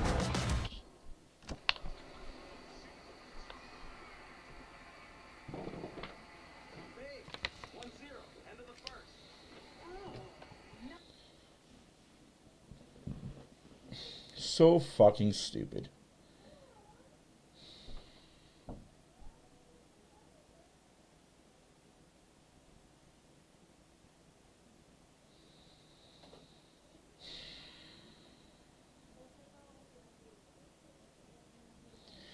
Makes 0 sense. Like, if you're gonna call that, then you better call that every period in every game.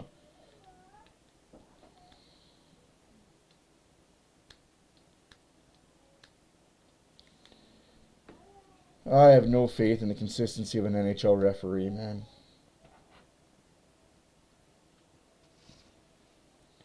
Dallas up 2-1 after 2. 5:36 left to go in the second period. 2-2 Edmonton, Dallas. Yeah, I'll be up at intermission. Darnell Nurse is in the box for cross-checking. Cross-checking. It wasn't the first one. It was the second one. As McTavish comes in and takes this shot. Good save by Ingram. He just gives a little slash. So McTavish is allowed to punch him back, though, right? Elevation in the playoffs. It's the second one that catches McTavish up in the face a little bit with the stick by Darnell Nurse that results in the call, the hand going up, and 0-for-1 on the power play tonight. The Anaheim Ducks will get their second opportunity. Seems like a big kill here, Louis, with Anaheim already having scored twice in this period to tie it. Anaheim scores. Terry kicks it back to Carlson, who now loads and fires and scores. Troy Terry sips it top corner. 3-2, first lead of the night for Anaheim. What a Did he ever fucking make joke. short work of this one? What a shot by NHL officiating at its fucking finest. I don't care. Come at me. I don't fucking care. comes back to Terry and he just lets it go. I mean, this is I'm a big boy that can handle your bullshit. You can't fucking tell me that's not fucking NHL officiating doing a job.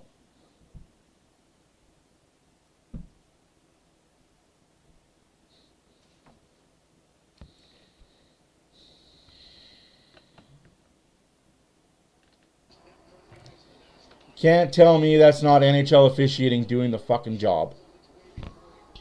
It's 3-2 Anaheim as they capitalize on their second power play.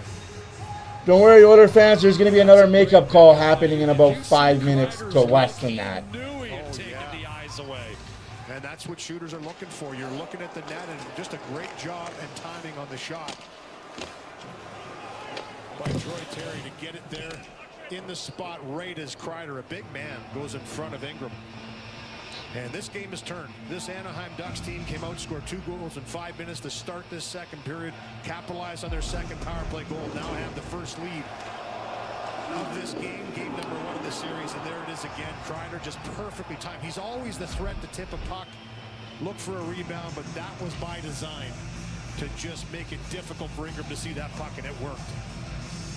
2 idyllic periods in this game, 1 for each team. Edmonton almost a perfect first period, and thus far, Anaheim just an outstanding second. Kapanen to Nurse, his shot blocked, looking to atone for that penalty, gobbled up by Viel.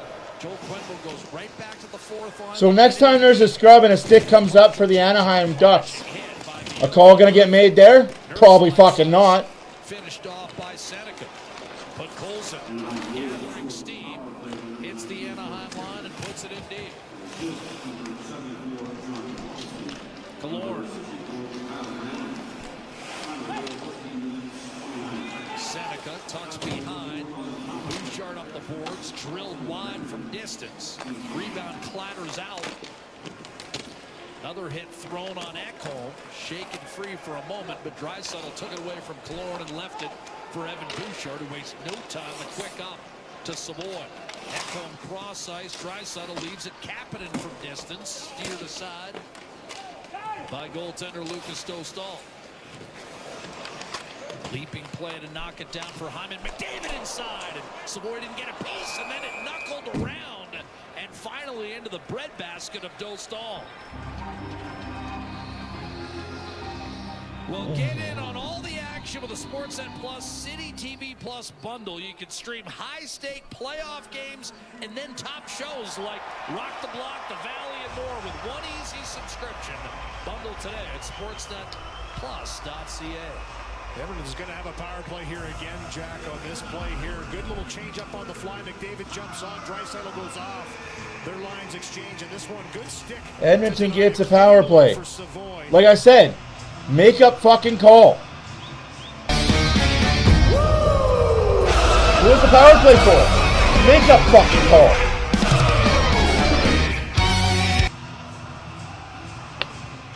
Draisaitl wins the faceoff, guided back to Bouchard. Nugent Hopkins, McDavid in front. That went off a skate. Draisaitl to McDavid one more time. I'm in the net front presence. Draisaitl showing one-timer. Bouchard passes back to Draisaitl. McDavid, Draisaitl snapshot, saved Dostal. Rebound available. Touch in front. And Nugent Hopkins couldn't finish. Draisaitl wraps it around. McDavid loading up, dishing. Bouchard not in position for that one-timer. Kicks it back to McDavid. Centering pass flubbed by Draisaitl. Draisaitl doesn't have his shot yet. Doesn't quite have his shot yet. Someone on the bench. It did. Whistled down as it caught a hand or a... Draisaitl's out of wind. Of course, he hasn't played in over a month. Down the ice. Here's a quick little sequence. This shot by Draisaitl goes off the shoulder, tries to poke it out of the air. Good job by Dostal to get right down. And that one goes. Oilers need a goal here, though. They need a goal here. Hopkins, and then this one here, a nice little sauce pass by McDavid, and he fans on this one. Draisaitl worked on that in practice. Almost every day he was taking shots, getting himself ready, knowing that was going to be an opportunity. And just off the one hop, a little high on the blade. Oilers trying to erase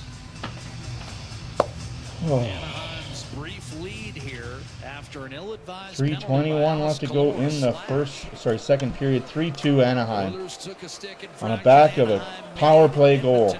Oilers looking to do the same to the Ducks. Bouchard.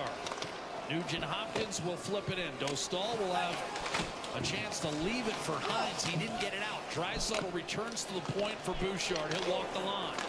McDavid. Circle out. Draisaitl one-timer on that Draisaitl misses the net again. Rebound kicked off the corner boards all the way out to center. Bouchard to McDavid. Bumped off the puck. Hyman looked to control. No, it's just they can't get control. They can't 200-foot clear. figure it out. 35 seconds left on the power play. Crowd has been quieted. A nervous hush through the building as Edmonton looks to get 2.5 left to go in the second period. Anaheim 3. for a clear, and indeed delivered once more, this time by Trouba. Oilers 2. 5 out. Now put Colson has replaced Nugent Hopkins. Draisaitl, McDavid wheel in right side for Bouchard. Shoot the fucking puck. Across to McDavid. Bouchard. You can't score unless you shoot. Tipped. Bouchard a one-timer. That stayed out. Didn't get all he wanted. Hard ram up the boards. Out to Killorn. Fresh out of the box. Reeled in by Podkolzin. Gives it back to Walkie. Now Killorn. Pulls and shoots. And that was smothered. 2 minutes left to go in the second period. Shots are 25-16 for the Oilers. Scores 3-2 Anaheim. What's going on? Is this Oilers team just... Good defending again by Anaheim when necessary. This one here could stick by Moore just to take. You can tell somebody got a lot of time off. Bouchard goes a little high up over top of everyone. But we've talked about the stick work of the Anaheim Ducks in this game. They have been excellent. When they get their opportunities, they're winning those battles, putting pucks down the ice. Have denied multiple entries in this game. Oilers lose another face-off in the defensive zone. Is Anaheim that much better than you in the face-off, Dot? Fucking hell. John Carlson, the veteran D-man, has it deflected away. Leo Carlson was the second overall pick in the 23 draft for Anaheim. And now breaking out is Dickinson, who's okay. Remember, he was shaken up earlier in this period. But Dickinson grinding it out. John Carlson a clear back to center. Approaching 1 minute to play in the second period. 1 minute remaining in the second period. 1 minute remaining in the second period. Anaheim 3, Oilers 2. Shots still 26-17 for the Oilers. Able to twist it back the other way. McDavish. Lacombe will jump off. And a soft chip chases Edmonton back. Definitely trying to look for the pretty pass goal, and it's not there. Hoist one toward the Anaheim net. Big bounce. Trickled off the side of the net to Trouba. Flashes one to Cutter Gauthier. Off balance. All Anaheim goals have been off pads. Shots off the pad. Shoot off the pad. Shoot off the pad. Rebound. Shoot off the pad. Goal. Not Oilers, though. They gotta be fucking pretty with everything they do. Fucking everything they do has to be pretty. Rebound Savoy. Roslovic. Nurse, who just missed time this game by an eyelash. 15 seconds. Kapanen to Bouchard. Second period, Oilers down 3-2. Into the glass by Gauthier. Nurse. Kapanen. Nurse. 7 seconds. Bouchard took his frustrations out on that one-timer. Ducks can't clear, but time will run out.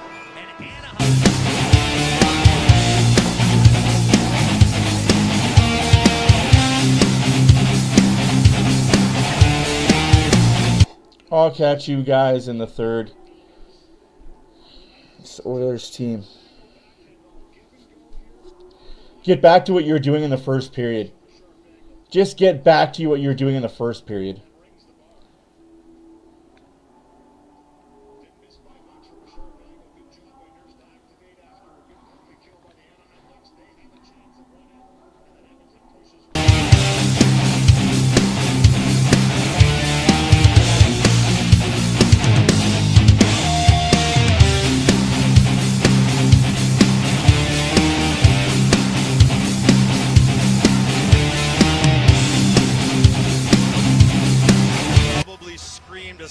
he could in my face from 2 inches away at least 3 or 4 times. He was intense as heck. We called him the pit bull. Did it work? Well, I have PTSD now, so I guess win. so. Lindell a shot, and that glances off the stick of Wallstedt. To the side of the net, he locates it, edge of the crease, and is able to cover. Wallstedt is sharp here. He gets beat off the end wall in the first period, and he pushes all the way back to make sure it doesn't happen again. But you can tell how hungry Dallas is in front of the net. They didn't get in front of Wallstedt enough in game 1. They've gotten to him a little bit more in game 2, and you can just see how hungry they are around the net. But Wallstedt stands his ground. Minnesota boxes out the Dallas players. Right there off the end wall. Dallas is known to have the lively end boards.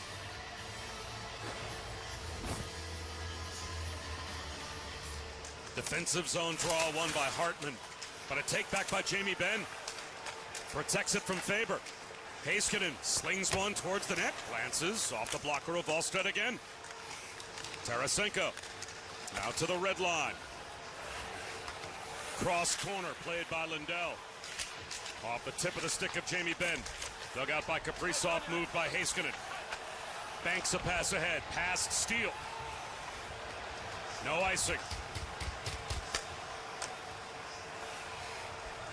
Quinn Hughes cruises through center. Rips a pass off the stick of Boldy. Slowed by Ottinger, played by Lundqvist, past Johansson. And now Jason Robertson cruising through center. He'll lob in, hoping for Maverick Bourque, who gets on the scene first. Around the boards to Lundqvist. Slap pass to Harley. Towards the net. Got it on net save, Wallstedt. Maverick Bourque with a redirect in front. Perfect shot pass from Harley. And it's taken back by Duchesne. Turned over center circle. And chipped ahead by Harley. Missed Bourque by a hair. Brink across the line. Offside. Johansson just ahead of the play. And now Harley and Brink come together. And Lundqvist dives in to the altercation as well. Wallstedt made a few terrific saves on the redirect. This happens right in front of him. Harley pushes it to the side, shoots back against the grain. I think that goes off the Minnesota player in front. No, it doesn't. Really good stick by Bourque. Wallstedt fights it off. He's made a couple beautiful redirect saves in front of the slot where he's coming out to challenge the shooter and reacts in time on the deflection. He's been sharp. And this is only his second career playoff game, too. Maverick Bourque ended the season hot, had 4 goals in his last couple of games. Second to last game of the season against Toronto, had a hat trick. And nearly a redirect to give Dallas a 2-goal lead, but Wallstedt another terrific concentration save. 3.5 minutes gone by in the third. Johnston cruises onto a loose puck. In the corner, it's Rantanen. Checked by Bogosian. Rink wide for Heiskanen. Leaves for Lindell. Shoveled towards the net. Save made. Skates to stick.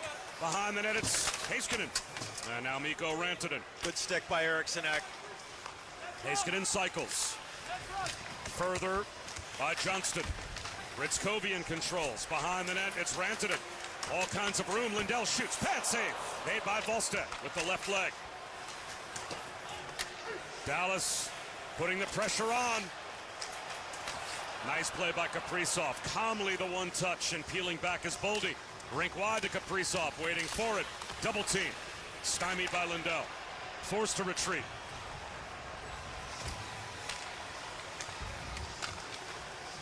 Spurgeon and Brodin. Ever the steady defensive pair for Minnesota out there once again together. Leon Bischel lays into Hartman and takes the puck away. Around the boards, out of the reach of Myers. That's saying something. That's 6'8" off his skates. Spurgeon thought about a shot. Tied up by Oscar Beck. Spurgeon keeps it in the offensive zone. Spurgeon wanted to one-time that. It just hopped on the yellow before he could get it off. Bischel, tape to Beck. Trying to work his way past the captain, Jared Spurgeon. Spurgeon arrives first. Beck ties him up. It's free on net by Ben. And a positional save made, hugging the post, was Wallstedt. Room for Bischel. Looks at the net. Opts to go point to point. Myers. Blocked shot by Hartman. And it's out of play. On DraftKings Sportsbook, all customers can score a profit boost every day. Use code SCAIFE to get in on the action. Two pretty good players to bet on if you want an anytime goal scorer. Bet on Kaprizov or Robertson.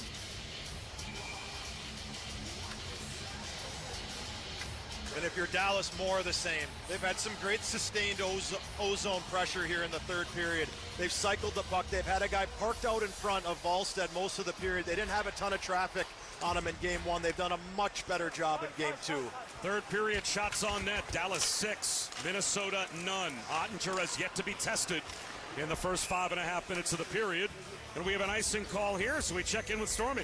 Well, I asked Dallas assistant coach Neil Graham if he felt like this game is closer to the identity and the version of the Stars team that he's grown to know and love, and he said 100%, and you can feel. Disagree with you, Jodes. This isn't your typical first game Oilers hockey.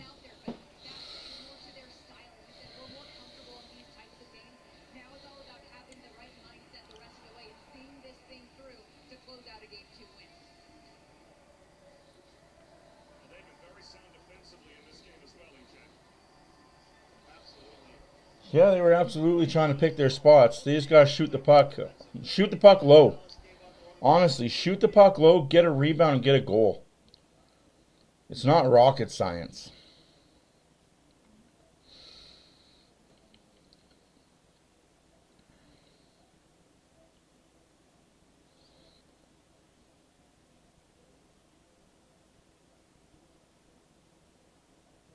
Wow. Almost a misplay. That costs team. Off the back of the net. Foligno centers. This team will break your heart if you let them. That's why you can't let them. You can't be so negative and you can't be so positive with this team. I'm not just saying that to be a dick. I'm being a realist with you guys. You can't be so negative when they're down, but so positive when they're up, right? Like. Foligno and Steele tied up as well. That's Nick Foligno and Steele. Ben has words for Nick Foligno as those two go to their. By the way, guys, I fully expect the Trolls to come in the third period. If there's 5 minutes left in the game and the Oilers are trailing by 1 or 2, I fully expect the Trolls and the Dummies to come in and talk their shit.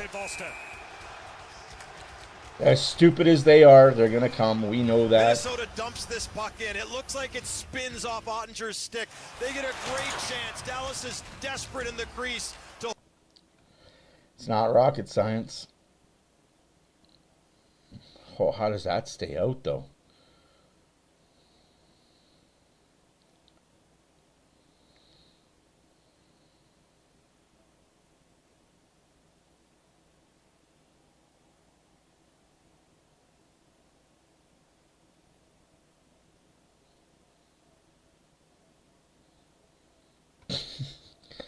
I didn't.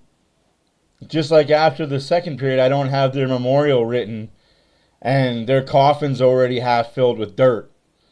I will never understand that fan. I will never understand that fan. I will never understand that reporter. And yeah, there's already reporters out there writing the post game, bashing the Oilers for this, that, and other. Well,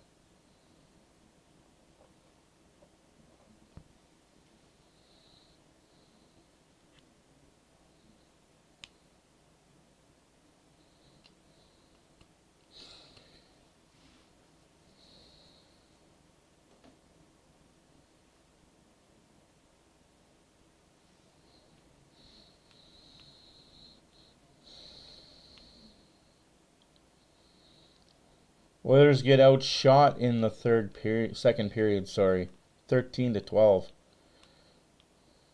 Oilers only let Anaheim take 4 shots in that first period. That's how you win hockey games. Unfortunately for Edmonton, that was unsustainable.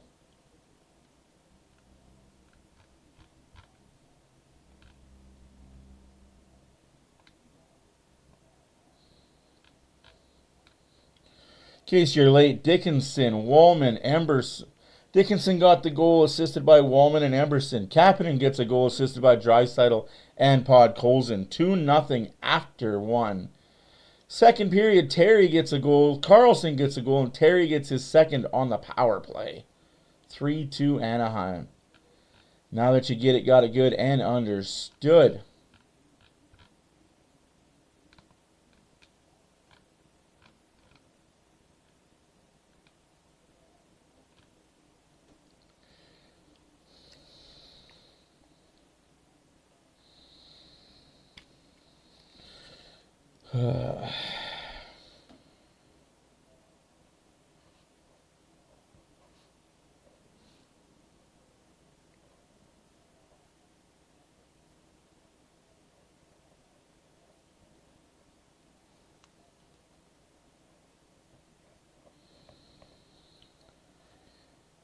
Adam Henrique will not be returning tonight due to injury. Szymanski's already been told he's starting Game 2 on the 4th line. So that'll be an interesting change.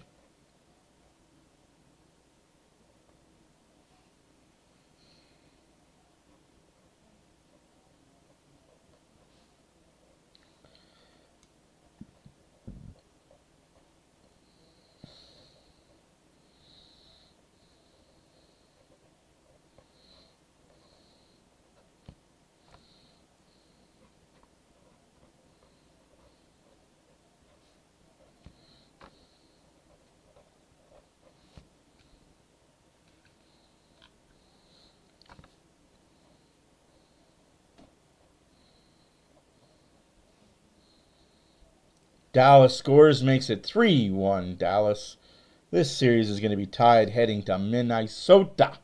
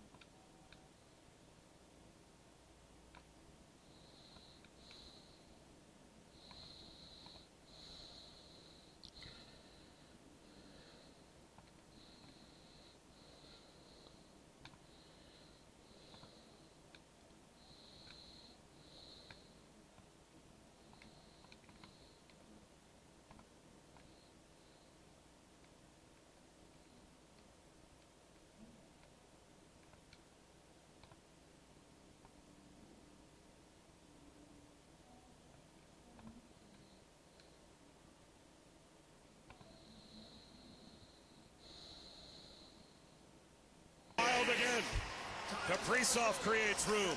Off to Hughes. Hughes the tight turn. Faber attacks. Stuffed out in front. Ottinger covers.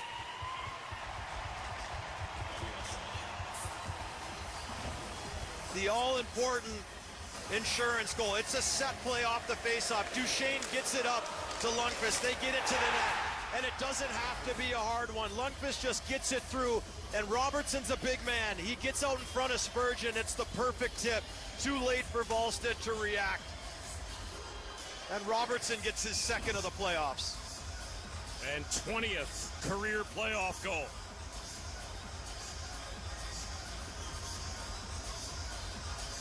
After a 45-goal regular season, tied 4th in the league with Wyatt Johnston 27-23 and for Kirill Dallas. Kaprizov. Bogosian feeds Johansson, brings it all the way back to the point. Shot blocked by Myers. Night Joe's have yourself a great evening. And a very important one at that for Dallas. Yeah, but this I don't game know why is we're far so from upset. over with 11 and a half minutes to go. Jamie Benn a steal. Ben walks in, wrist shot, save made, guided to the near wall by Volstead. And it's lobbed out. Touch for the high stick by Bischel, but played by Marcus Foligno. Ben takes a run at Marcus Foligno. That's been brewing. And Ben saw an opportunity and took it. Myers peels back and kills some time. And Dallas doesn't have to be stubborn going into the cannot O-zone. lose a They just series need in to one put it game. in Trust right me, there. I've They tried. just put it in. They don't need to turn the puck over and give Minnesota any free opportunities. Minnesota doesn't need to press yet. They have time, but Dallas can't give them any free looks. And Ottinger doesn't take a chance here as McCarron and Bischel go eye to eye.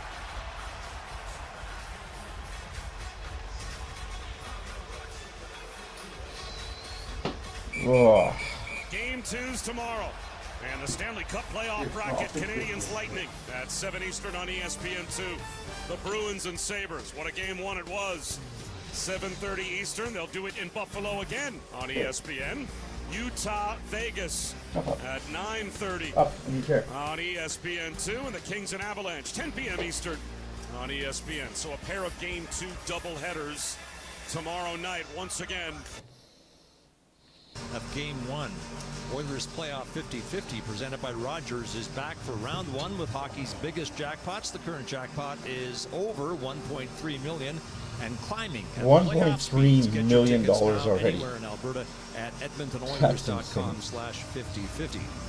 Delivery of the game presented by Instacart. Groceries just how you Yeah, we're going to talk about Troy the Ducks Terry then some more. waited Let's 8 keep years talking for about this, the and he's Ducks. delivered in his The Ducks, first the playoff Ducks, game. the Ducks, 19 the Ducks, seconds the into Ducks, the the Ducks, second the period, Ducks, the got Ducks, the Ducks the on the Ducks. board, converting a fat rebound. Primary assist on Leo Carlson's tying goal, and then on a power play, Terry gave the Ducks the lead on a precision shot that Ingram could not see.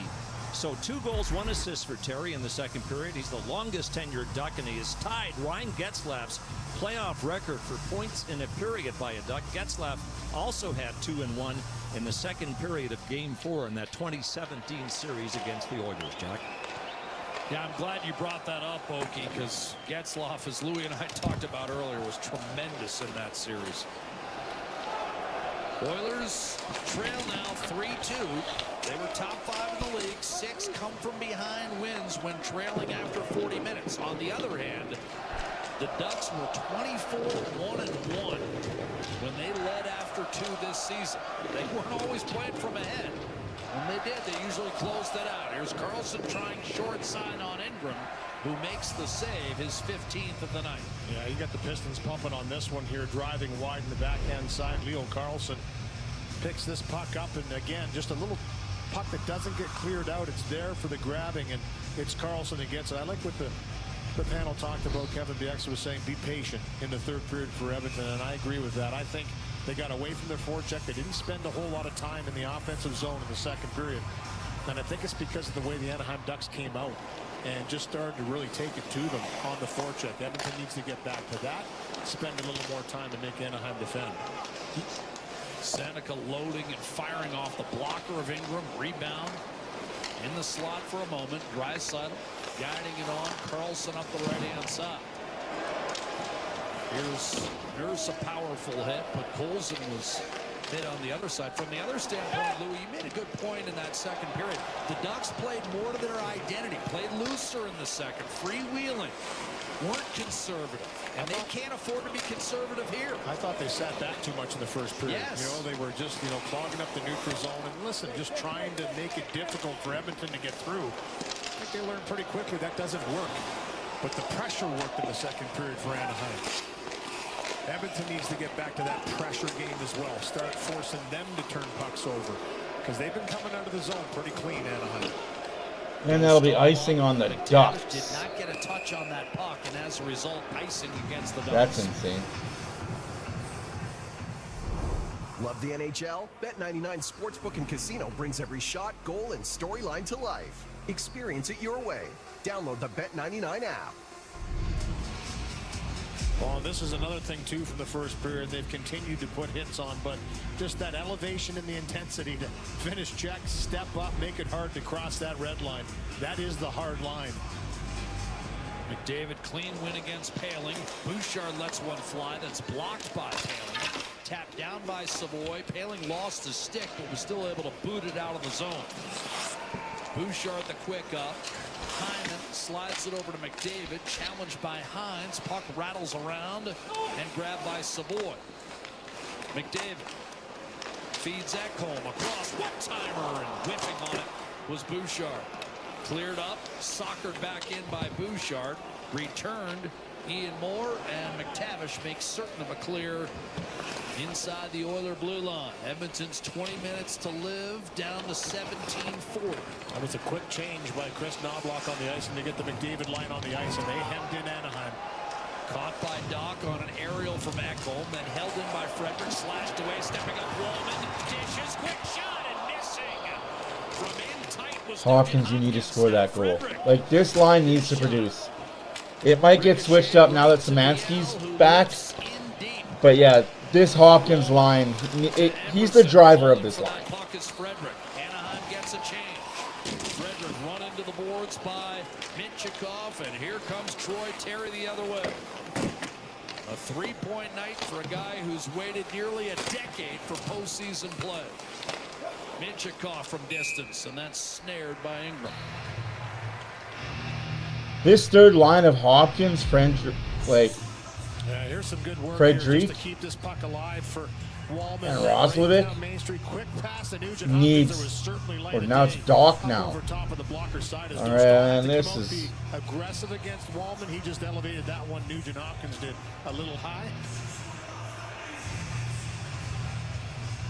Draisaitl digging in against McCall. That Henrique injury might be a lot to overcome by the Oilers in this game.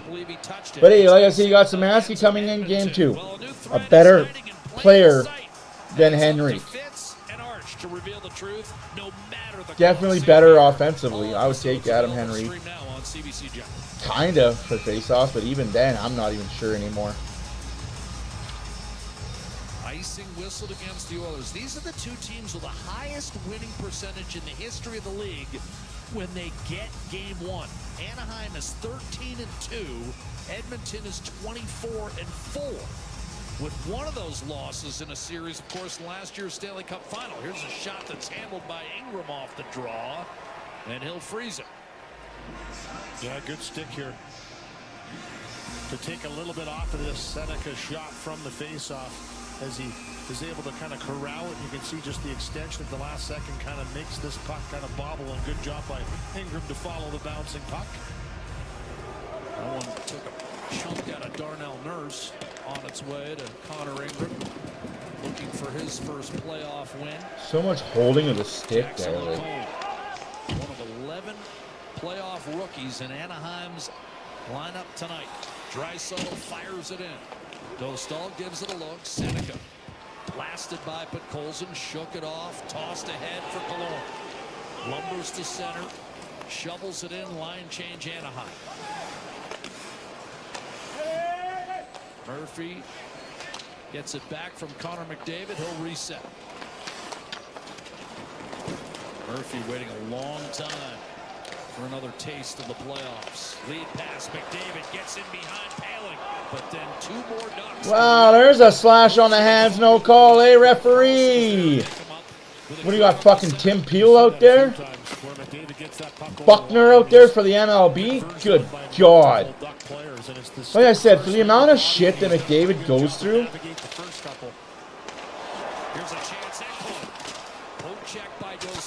he gets cross-checked, slashed, interfered with, and hooked.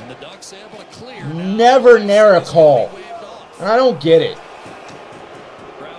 Like, Nugent Hopkins line out there. Dickinson and Roslovic.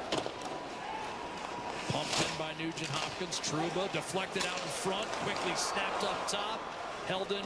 Emerson shovels toward the net. And once again, Nugent Hopkins able to keep it alive a second time. Dickinson. Nugent Hopkins feeds Emberson. Cross, Woolman. His shot blocked by Trouba. Clubbed up the right-hand side. And flipped safely out to center. Trouba trying to get to a Stanley Cup final. Got close with Winnipeg and again in New York. Again, the Ducks have a smattering of playoff experience. Here's Draisaitl. In from the right-hand side, he'll fork it in. Dostal takes a peek. Gudas, hard pass up, Seneca. Put a little too much on it. Will be waved off for icing, though, as Connor Murphy collects and clears immediately onto Draisaitl. Up to Colton Dach. Turns it over to Nurse, and he fires right into the waiting glove of Lucas Dostal with save number 25. Yeah, good job. Here's some rubbing his race and his Gauthier. Oh yes, I don't know what he's got to do to get called. Bleed, fall over, get knocked down. I'm sure if he fell over in that situation, they'd call it. There's Bouchard across the line. A beautiful little backhand pass. No, probably not. Contested once again as John Carlson gets across with a good stick and denies him taking that puck to the net. Now this Ducks team, Jack, has given up 4 more goals in 8 of the last 10 games they played down the stretch. They've been stingy in this one. Fearless, Washy, VL, and more out there with McDavid and Draisaitl loading up, and that change-up one-timer by McDavid disappears into the glove of Dostal, and Quenneville is not concerned about this matchup, Lou. He started this line, and he wants everybody on board, and I think that's the message he sent the team, is everybody's going to have to pull on this rope. They know it. They're going up against a team that's gone to the Stanley Cup final 2 years in a row. He knows that. He's been there himself, and when it's the playoffs, you need everyone. Washy and Moore, remember, are pure rookies. This is their first season in the NHL, first full season for Jeff Viel. And they're out there in this kind of a clutch situation, a D-zone draw, protecting a 1-goal lead in the third period. And they're not running to get to the bench. No. You know, this is just go play the shift, do the job. McTavish. And I imagine your coach is building a lot of confidence up and down the bench by willing to go to that Holy matchup. fuck. Enough with the Ducks and how they got so many young players. How'd they get so many young players, though? They sucked for a decade. Had to be shit to be good. Holy crap. Talk about that part of the Ducks. I think it's safe to say McDavid and Draisaitl not played together all that often this season. Started the year playing together 5-on-5, but as you've pointed out, Chris Knoblauch moved away from that, and they've been largely independent of one another 5-on-5 this season. Adam Henrique being out is going to open up a little bit of space to kind of shuffle some things around for Knoblauch. We'll see if that stays, Draisaitl and McDavid, but one shift in the books, down by 1. Nugent Hopkins out there with Podkolzin and Kapanen. It's a combo we've seen often this year in Edmonton games. Murphy able to deliver down. Like the way the announcers are talking, you think that the Anaheim defense has never played a playoff game. Any of them, period. Point blank. Why don't you go look at Gudas' playoffs? How many games he's played? Trouba, how many games he's played? Carlson, how many games he's played? Kreider, how many games he's played? No. Killorn, how many games they've played? No, don't talk about that. We just got to talk about the 5 or 6 guys that don't have any playoff experience. Fucking sick and tired of it, man. Trouba to Lacombe. Anaheim gathering itself. Trouba didn't handle that puck all that cleanly. A second time, Savoy's draped all over. Back to Lacombe. Up the boards to Killorn. It's out of the zone. Edmonton's got to tag back up. Roslovic does. Sorry, guys. I'm just sick and tired of Sportsnet crew. Just non-stop bash, blowhards. So we'll just send it around the boards. Dickinson. Ekholm. Nurse a shot tipped just wide by Dickinson on a flyby through the slot. Savoy to Connor McDavid. Up top. Nurse to Ekholm. Two Oilers in front. McDavid rolling Hyman, the intended target, but that was broken up. Killorn left it for Carlson. He'll lob it out. Big bounce. Wobbles wide. Is that not icing either? I'm shocked you called that an icing. Stream every play with Rogers, Canada's best and most reliable 5G Plus network. Rogers, we got you. Ugh.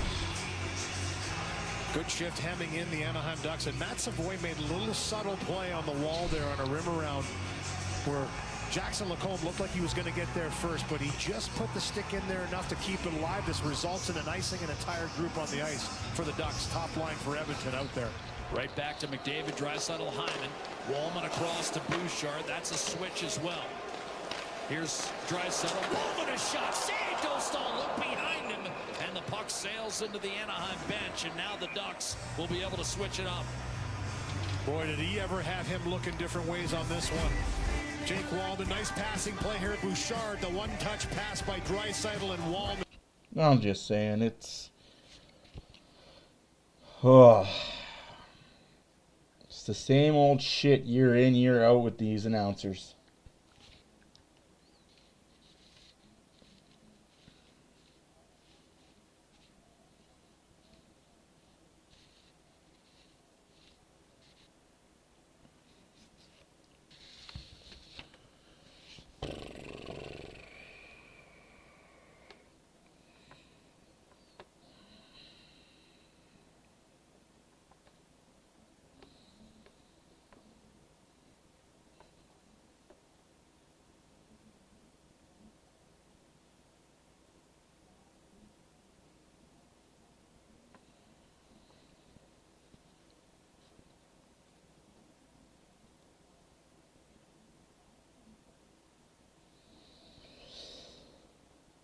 Excuse me.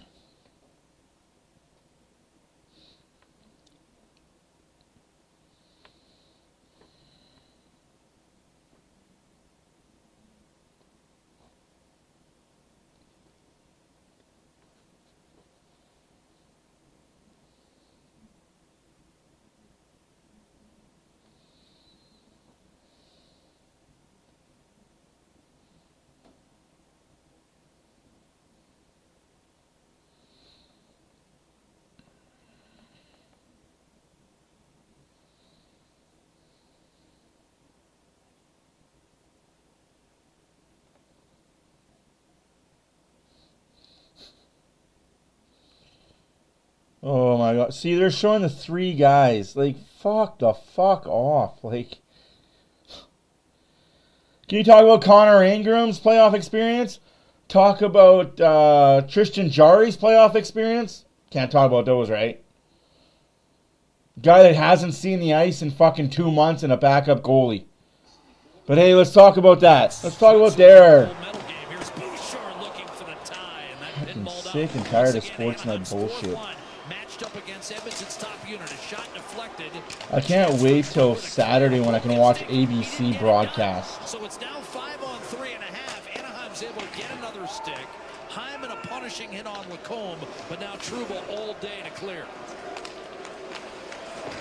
Jittery by the Ducks in their own zone, but shoveled ultimately inside the Oiler blue.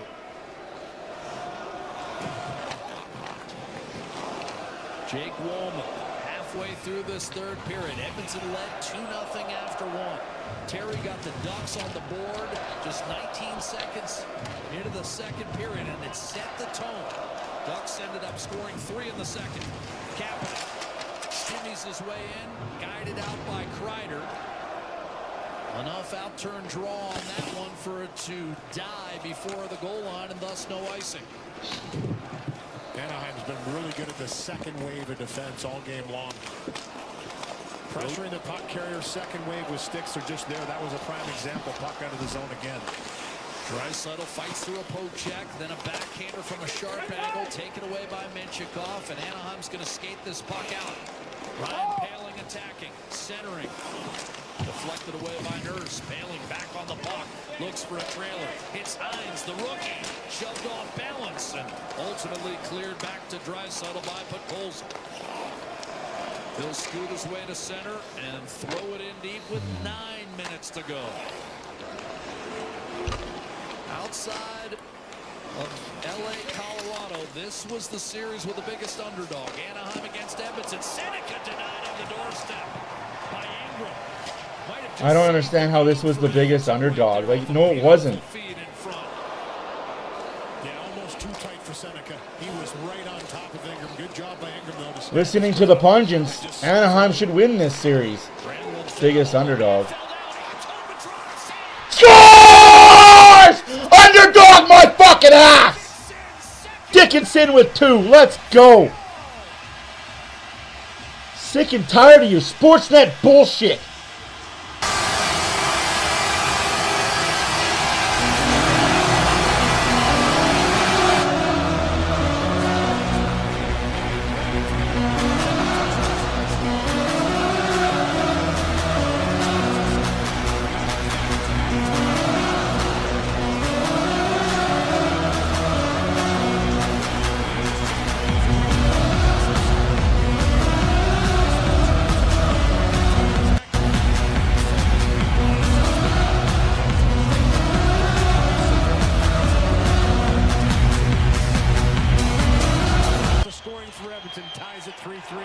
So now we can talk about the Oilers and how they're the comeback kids, right there, broadcasters?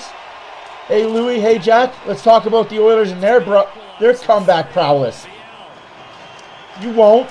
You won't. You won't even mention it. You won't even talk 2 minutes about how good the Oilers are. Sick and fucking tired of it. And a 3-3 tie. Viel to Washington. He'll circle to the right. Flicking around the boards, but Anaheim was changing up. So Troy Terry has to race over and cut off Colton Dach. Just saying, man. I'm just so sick for the last 15 minutes. All you've done is talk so amazing about how great the Ducks are. Looking to regain the lead for Edmonton, but Frederick can't find it. Ekholm and Woolman with the helpers. On the tying goal, shot from distance, blocked by Ekholm directly to McDavid with 7.5 to play. /1/2. He'll challenge Kreider. Now Carlson. Checks McDavid. Nugent Hopkins out to the point for Bouchard. Eaten up by Troy Terry. Bouchard's second effort maintains the zone. Oh, reverse pop. Lacombe absolutely drilled Hyman. You don't see that too often. Zach Hyman is as solid as they come, and he's coming in full force with the hit. Elbow to the head, not called there, official. He is built. That was an elbow to the fucking head. Tell me I'm wrong. Fuck you. It was an elbow to the head. Zach Hyman, his TD4's head athletic therapist for Evan, has jumped on this ice to go over and take a look at him. Hyman's saying he's okay, but this might be a spotter situation. You wonder if it knocked the A spotter situation for an elbow to the head. Who would have thunk it? Sometimes it's just because it wasn't a headshot necessarily. There could be some. What do you mean it wasn't a headshot? Louis DeBrusque, fuck off. That's a fucking headshot. Maybe knocked the wind out of him. He's just trying to get his breathing. Fuck you if you don't think that's a headshot. If it's not a headshot, why is he going to concussion protocol? Zach Hyman up on his own 2 feet. Not a headshot. My name's Louis DeBrusque. I had too many concussions. Shut the fuck up, Louis. Not a headshot, though, right? Going to concussion protocol, though. What a fucking joke.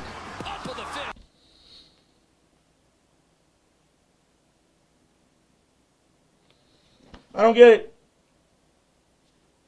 But that's no penalty on the play either. Player leaves the game for the rest of the game. No penalty on the play. Won't get any disciplinary action. So it riddle me this, Louis. If it's not a headshot, why is Hyman going to the locker room for concussion protocol? His belly hurt? He's got brains in his belly that rattled? Holy fuck. Louis DeBrusque, please go to Vancouver next year. Wherever Jake goes next year, go. Go wherever Jake is.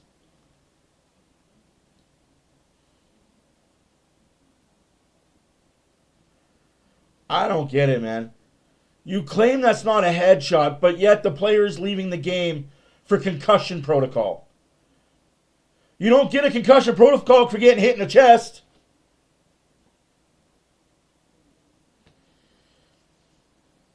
Oh, what a joke. Greatest league in the world with the worst refereeing in the world.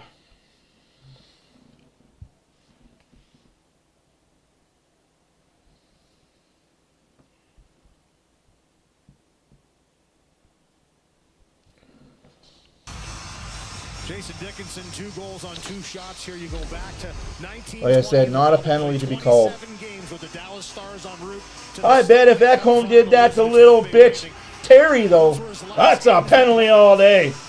all in this building. I think it's safe to say he likes it here. 2 goals in his first game as an Edmonton Oiler. It's been a while since he's been in the playoffs since that time. And Zach Hyman back on the bench, which is a good sign. There was a long discussion behind me down the tunnel. He did not want to go to the room. They talked it out. He is back on the bench. We'll keep an eye to see if he gets into a shift or he's just here as a spectator.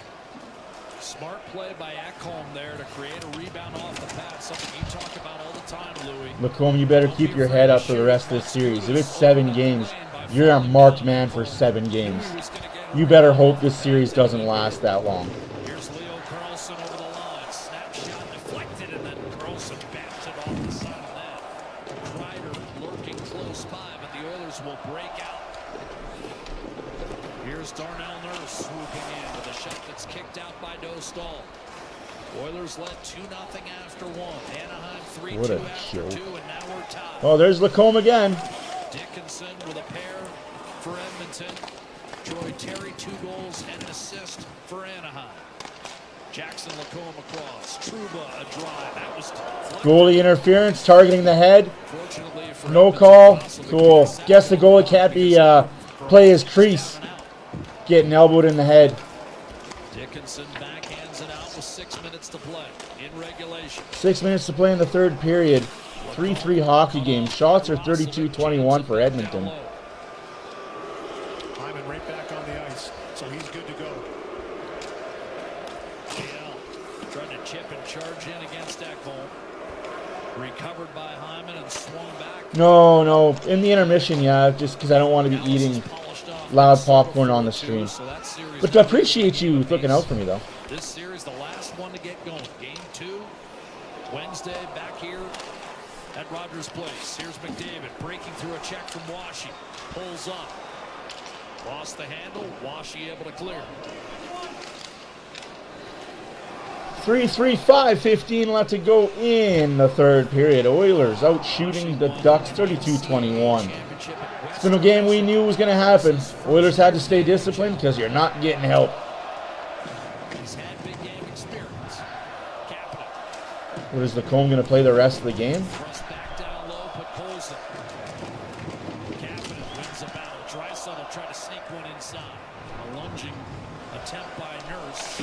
Sees the puck climb back to center, and then Nurse fired it off the plexi, and that sailed out of play. 4:43 to play. The crowd right now is chanting, "Let's go Oilers." What were they chanting before that? Ref, you suck. I want you. I'm just saying, guys, inspires a special type of love. It's gonna be the exact thing you thought it was gonna be. That always stays on your mind.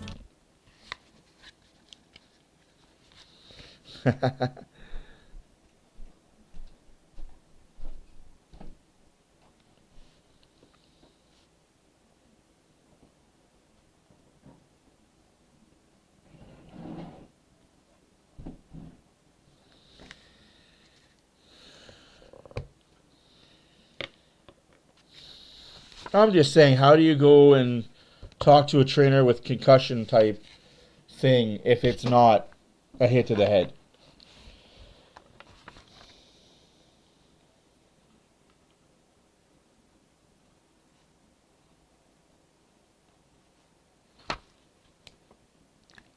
We got 2 fighting movies based off video games coming out here.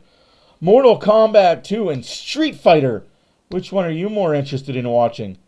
Honestly, I'm looking forward to Street Fighter more than I am Mortal Kombat 2. And I love playing Mortal Kombat video games. I also love playing the Street Fighter video games too, but that's the best part about Mortal Kombat, the fatalities.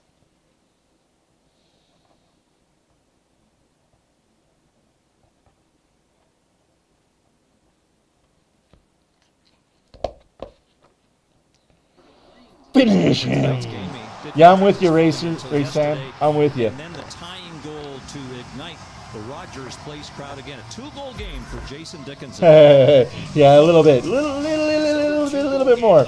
Yeah, I'm with you with the Street Fighter thing. Like, I'll watch both, but I'll be more intrigued with Street Fighter. The last time we got a Street Fighter movie was when Jean-Claude Van Damme played Guile.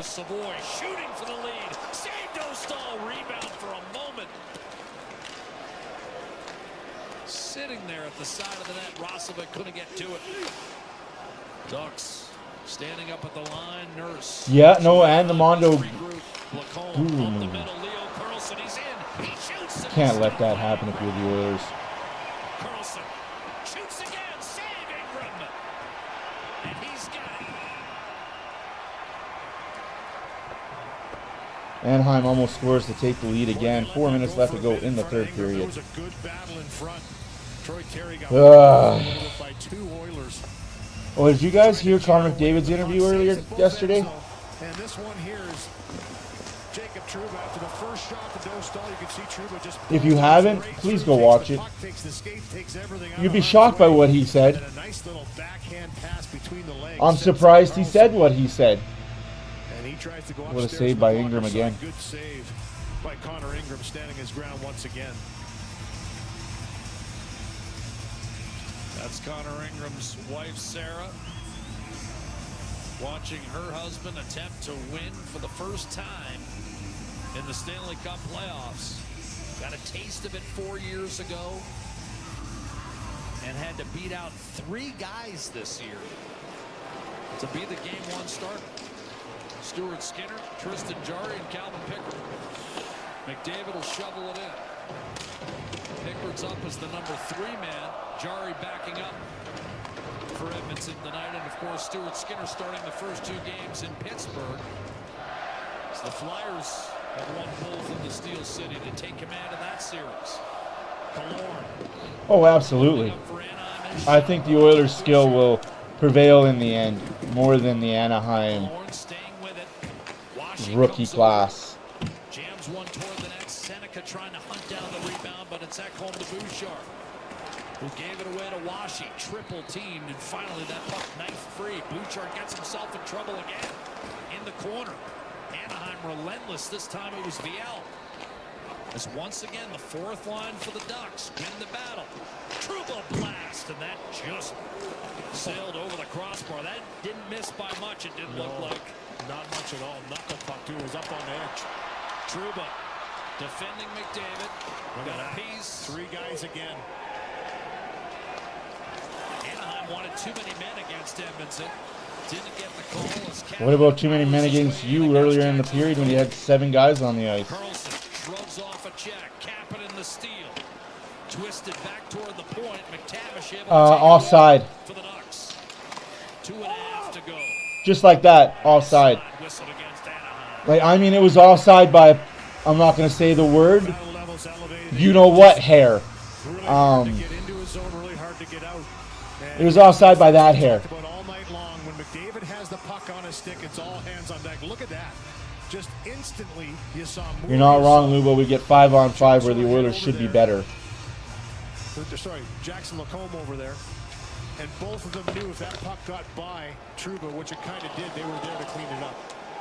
Terry stripped from behind by Colson. Looked like he had a look for a moment. Darnell Nurse going to be guilty of icing here. That shouldn't be icing. That was touched by a duck. To go in regulation. Well, what the fuck do I know? Helmet here for Carlson. John Carlson, that is. We'll dust it off and stay on the ice for the offensive zone. It's Pod Colson. Pretty physical, riding out Terry, decides to change and go into Carlson along the wall, takes out a couple guys. And then holds the stick. No call though. Hey referee, what do we watch? We're not watching hockey. Carlson gets blasted like he should. Holds on to the stick. I thought that was a penalty. It's pretty blatant. If I've got my hand on my stick and I got my hand on his stick, I'm holding a stick. He's done everything else in his career. Stanley Cup, World Junior. Chris Kreider scored the game winner in the World Junior. I think you're bang on with that. Kreider in front. Darnell Nurse. He's had a terrific career. Kapanen. I think his nickname's Senior on the team. Draisaitl. He'll be mad at you. Draisaitl on his backhand. Trying to tuck it in. Draisaitl almost makes it 4-3 Edmonton. Close up shot. Now put goals in. Draisaitl makes it 4-3 Edmonton! Edmonton 4! Anaheim 3!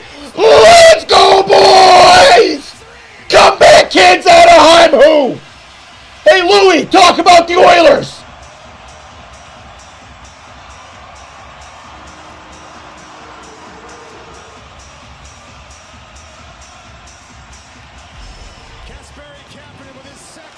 Sorry, that was a Kapanen goal. 2 for Dickinson, 2 for Kapanen.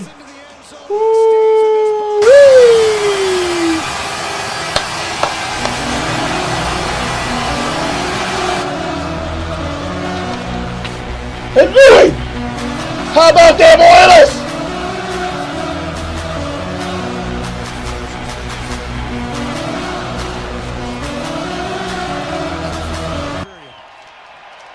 Oilers 4, Anaheim 3. 1 minute and a half left to go in the third period.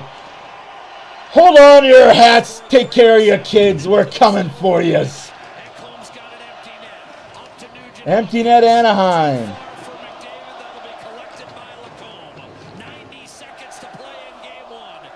Yeah, you guys are seeing a lot of behind the scenes today. I'm sorry. I should have been better prepared for all this.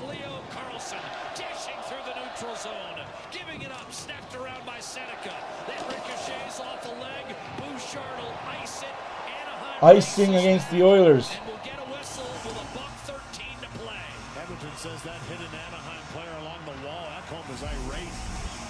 Put it in, dry, put it in. Kapanen, Cappy with the win. Let's go, boys. Hold off for another minute. We got 1 minute and 15 seconds left in regulation. Oilers 4, Ducks 3. Oh, let's go! Chopper 34-25. Timeout Anaheim.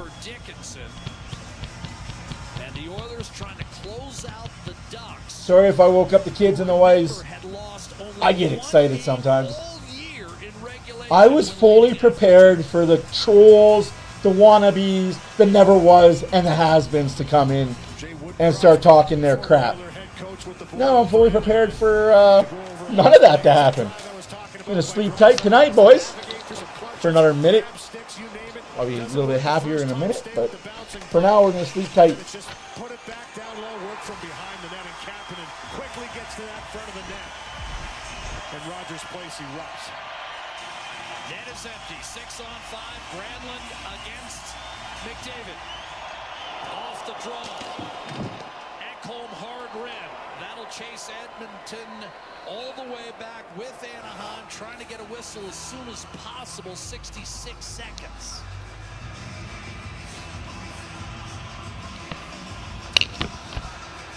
McDavid, Nugent Hopkins, and Hyman to finish with Ekholm and Bouchard. Off the draw, Terry's had a big night. Flipped it across, no shot there. Now snapped on net. Ingram a save, in tight. Ekholm has the rebound. Just eat it, boys. Just eat it. Back to the point, held in by Carlson. Hard pass down low for Granlund. Wallpapered by Bouchard. Digging his way in is Zach Hyman. Thrust around the boards. 40 seconds. Put it up against the glass and just eat it. Out the zone it goes. 35 seconds left to go in the game. Oilers 4, Anaheim 3.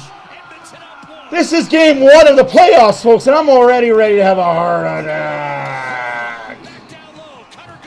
Kapanen's second goal, Pod Coles and Draisaitl will get the assist.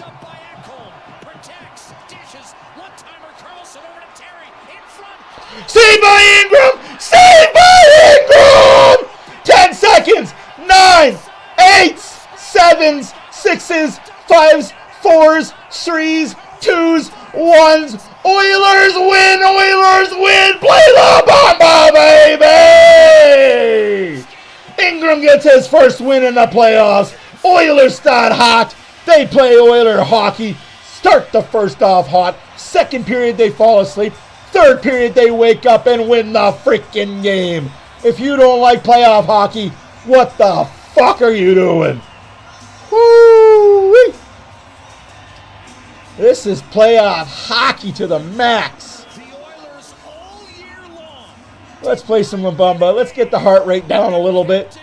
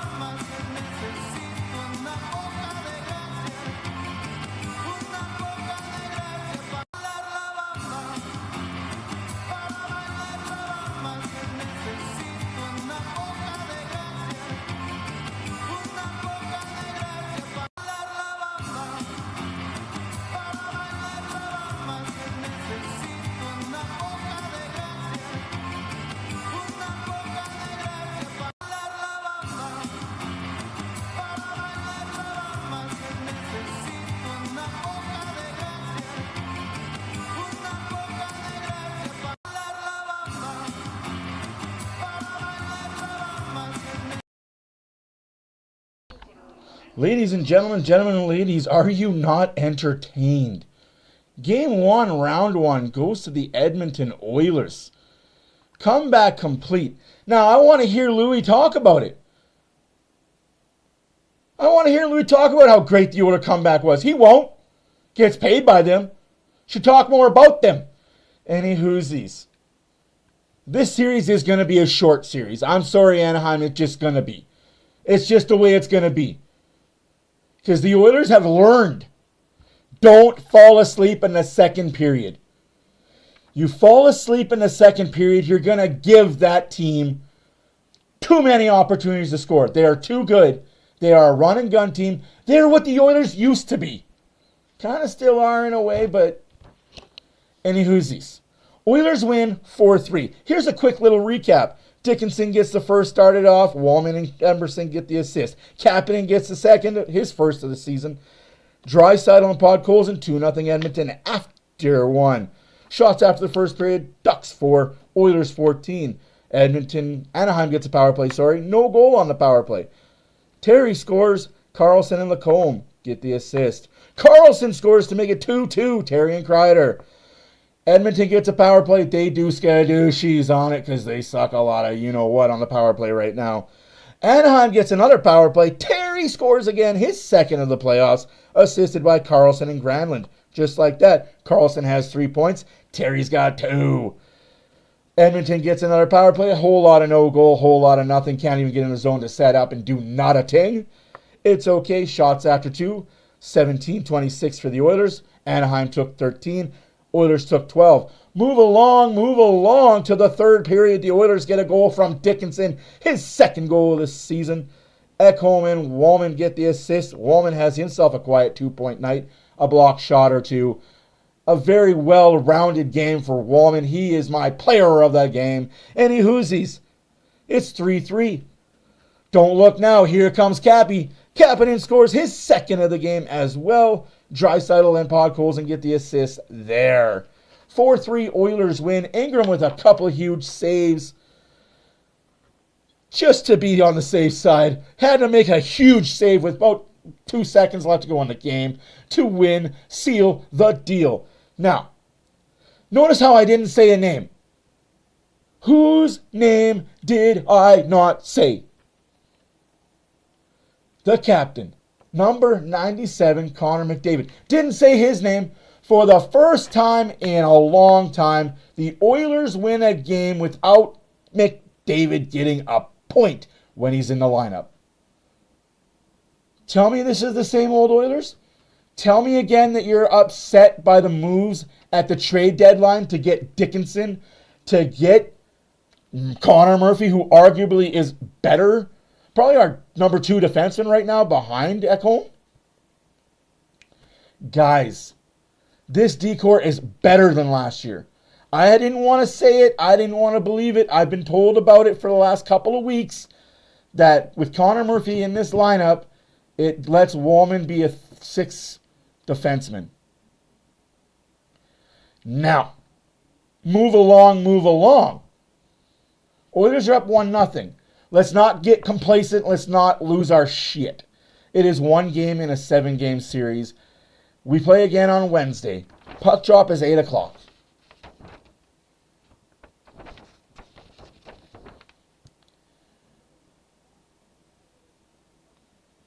I agree, Epic. Invisible, but hey, maybe that's a wake-up call for them. And maybe that's good. Why is it a joke? The better team won. I'm not upset by the win. I'm not super thrilled by it. It was sloppy second period. Fix the simple mistakes. I don't know if they would have won. I think if that game goes into overtime, Oilers dominate the overtime. But thank you for stopping by. I feel you as a Duck fan that would be a gutting win. Like, you had it. It was in your grasp. You had the horse by the balls. And that horse just ended up kicking you. It's what happens when you go behind a horse and you grab his balls. He kicks. Any whoosies. As a farm boy, I can say I've never grabbed a horse by the balls, but I've seen stories. I've seen some things. My name is Matt, OilersFanReaction. We'll see you guys on Wednesday. Game 2 in Edmonton. Then it moves to Friday, Game 3 in Anaheim. And Sunday, Game 4 in Anaheim as well. I hope you guys enjoyed this as much as I did. That second period was garbage by the Oilers. It was definitely a tale of 2 teams. You had your Jackal and you had your Hyde. Again, the Oilers seem to be the same in the same game. You know what I mean? Like, it's. Can you just play 60 minutes? Can you just play 60 minutes? Anyways, Connor McDavid said it best. They don't. I wish I could say what he didn't say. You're absolutely right. You're absolutely right, Jamie. Anaheim plays better when they're down. And I hate to say it, but so does Edmonton. That's why this series is 2 evenly matched teams. Like, I don't care what people say that, oh, this is the biggest gap between playoff teams. No, it's not. Anaheim is that little kid that doesn't know any better, that he shouldn't be here. And the Oilers are that grumpy old man, get off my porch. Why are you with me right now? Like, you shouldn't be saying the things you're saying. You shouldn't be doing the things you're doing. Right? So anyways, my name is Matt, OilersFanReaction. We'll see you guys on Wednesday. Hopefully I'll have a voice. If not, shit happens. Other games, Ottawa loses to Carolina in overtime. Dallas beats Minnesota to tie that series up. Philadelphia beats Pittsburgh to take a 2-0 lead in that series.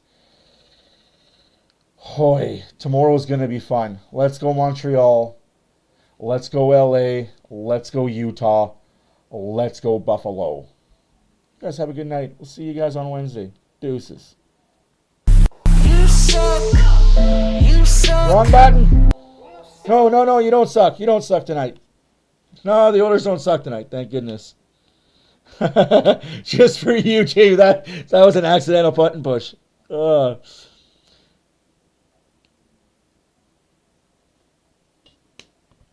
right, guys.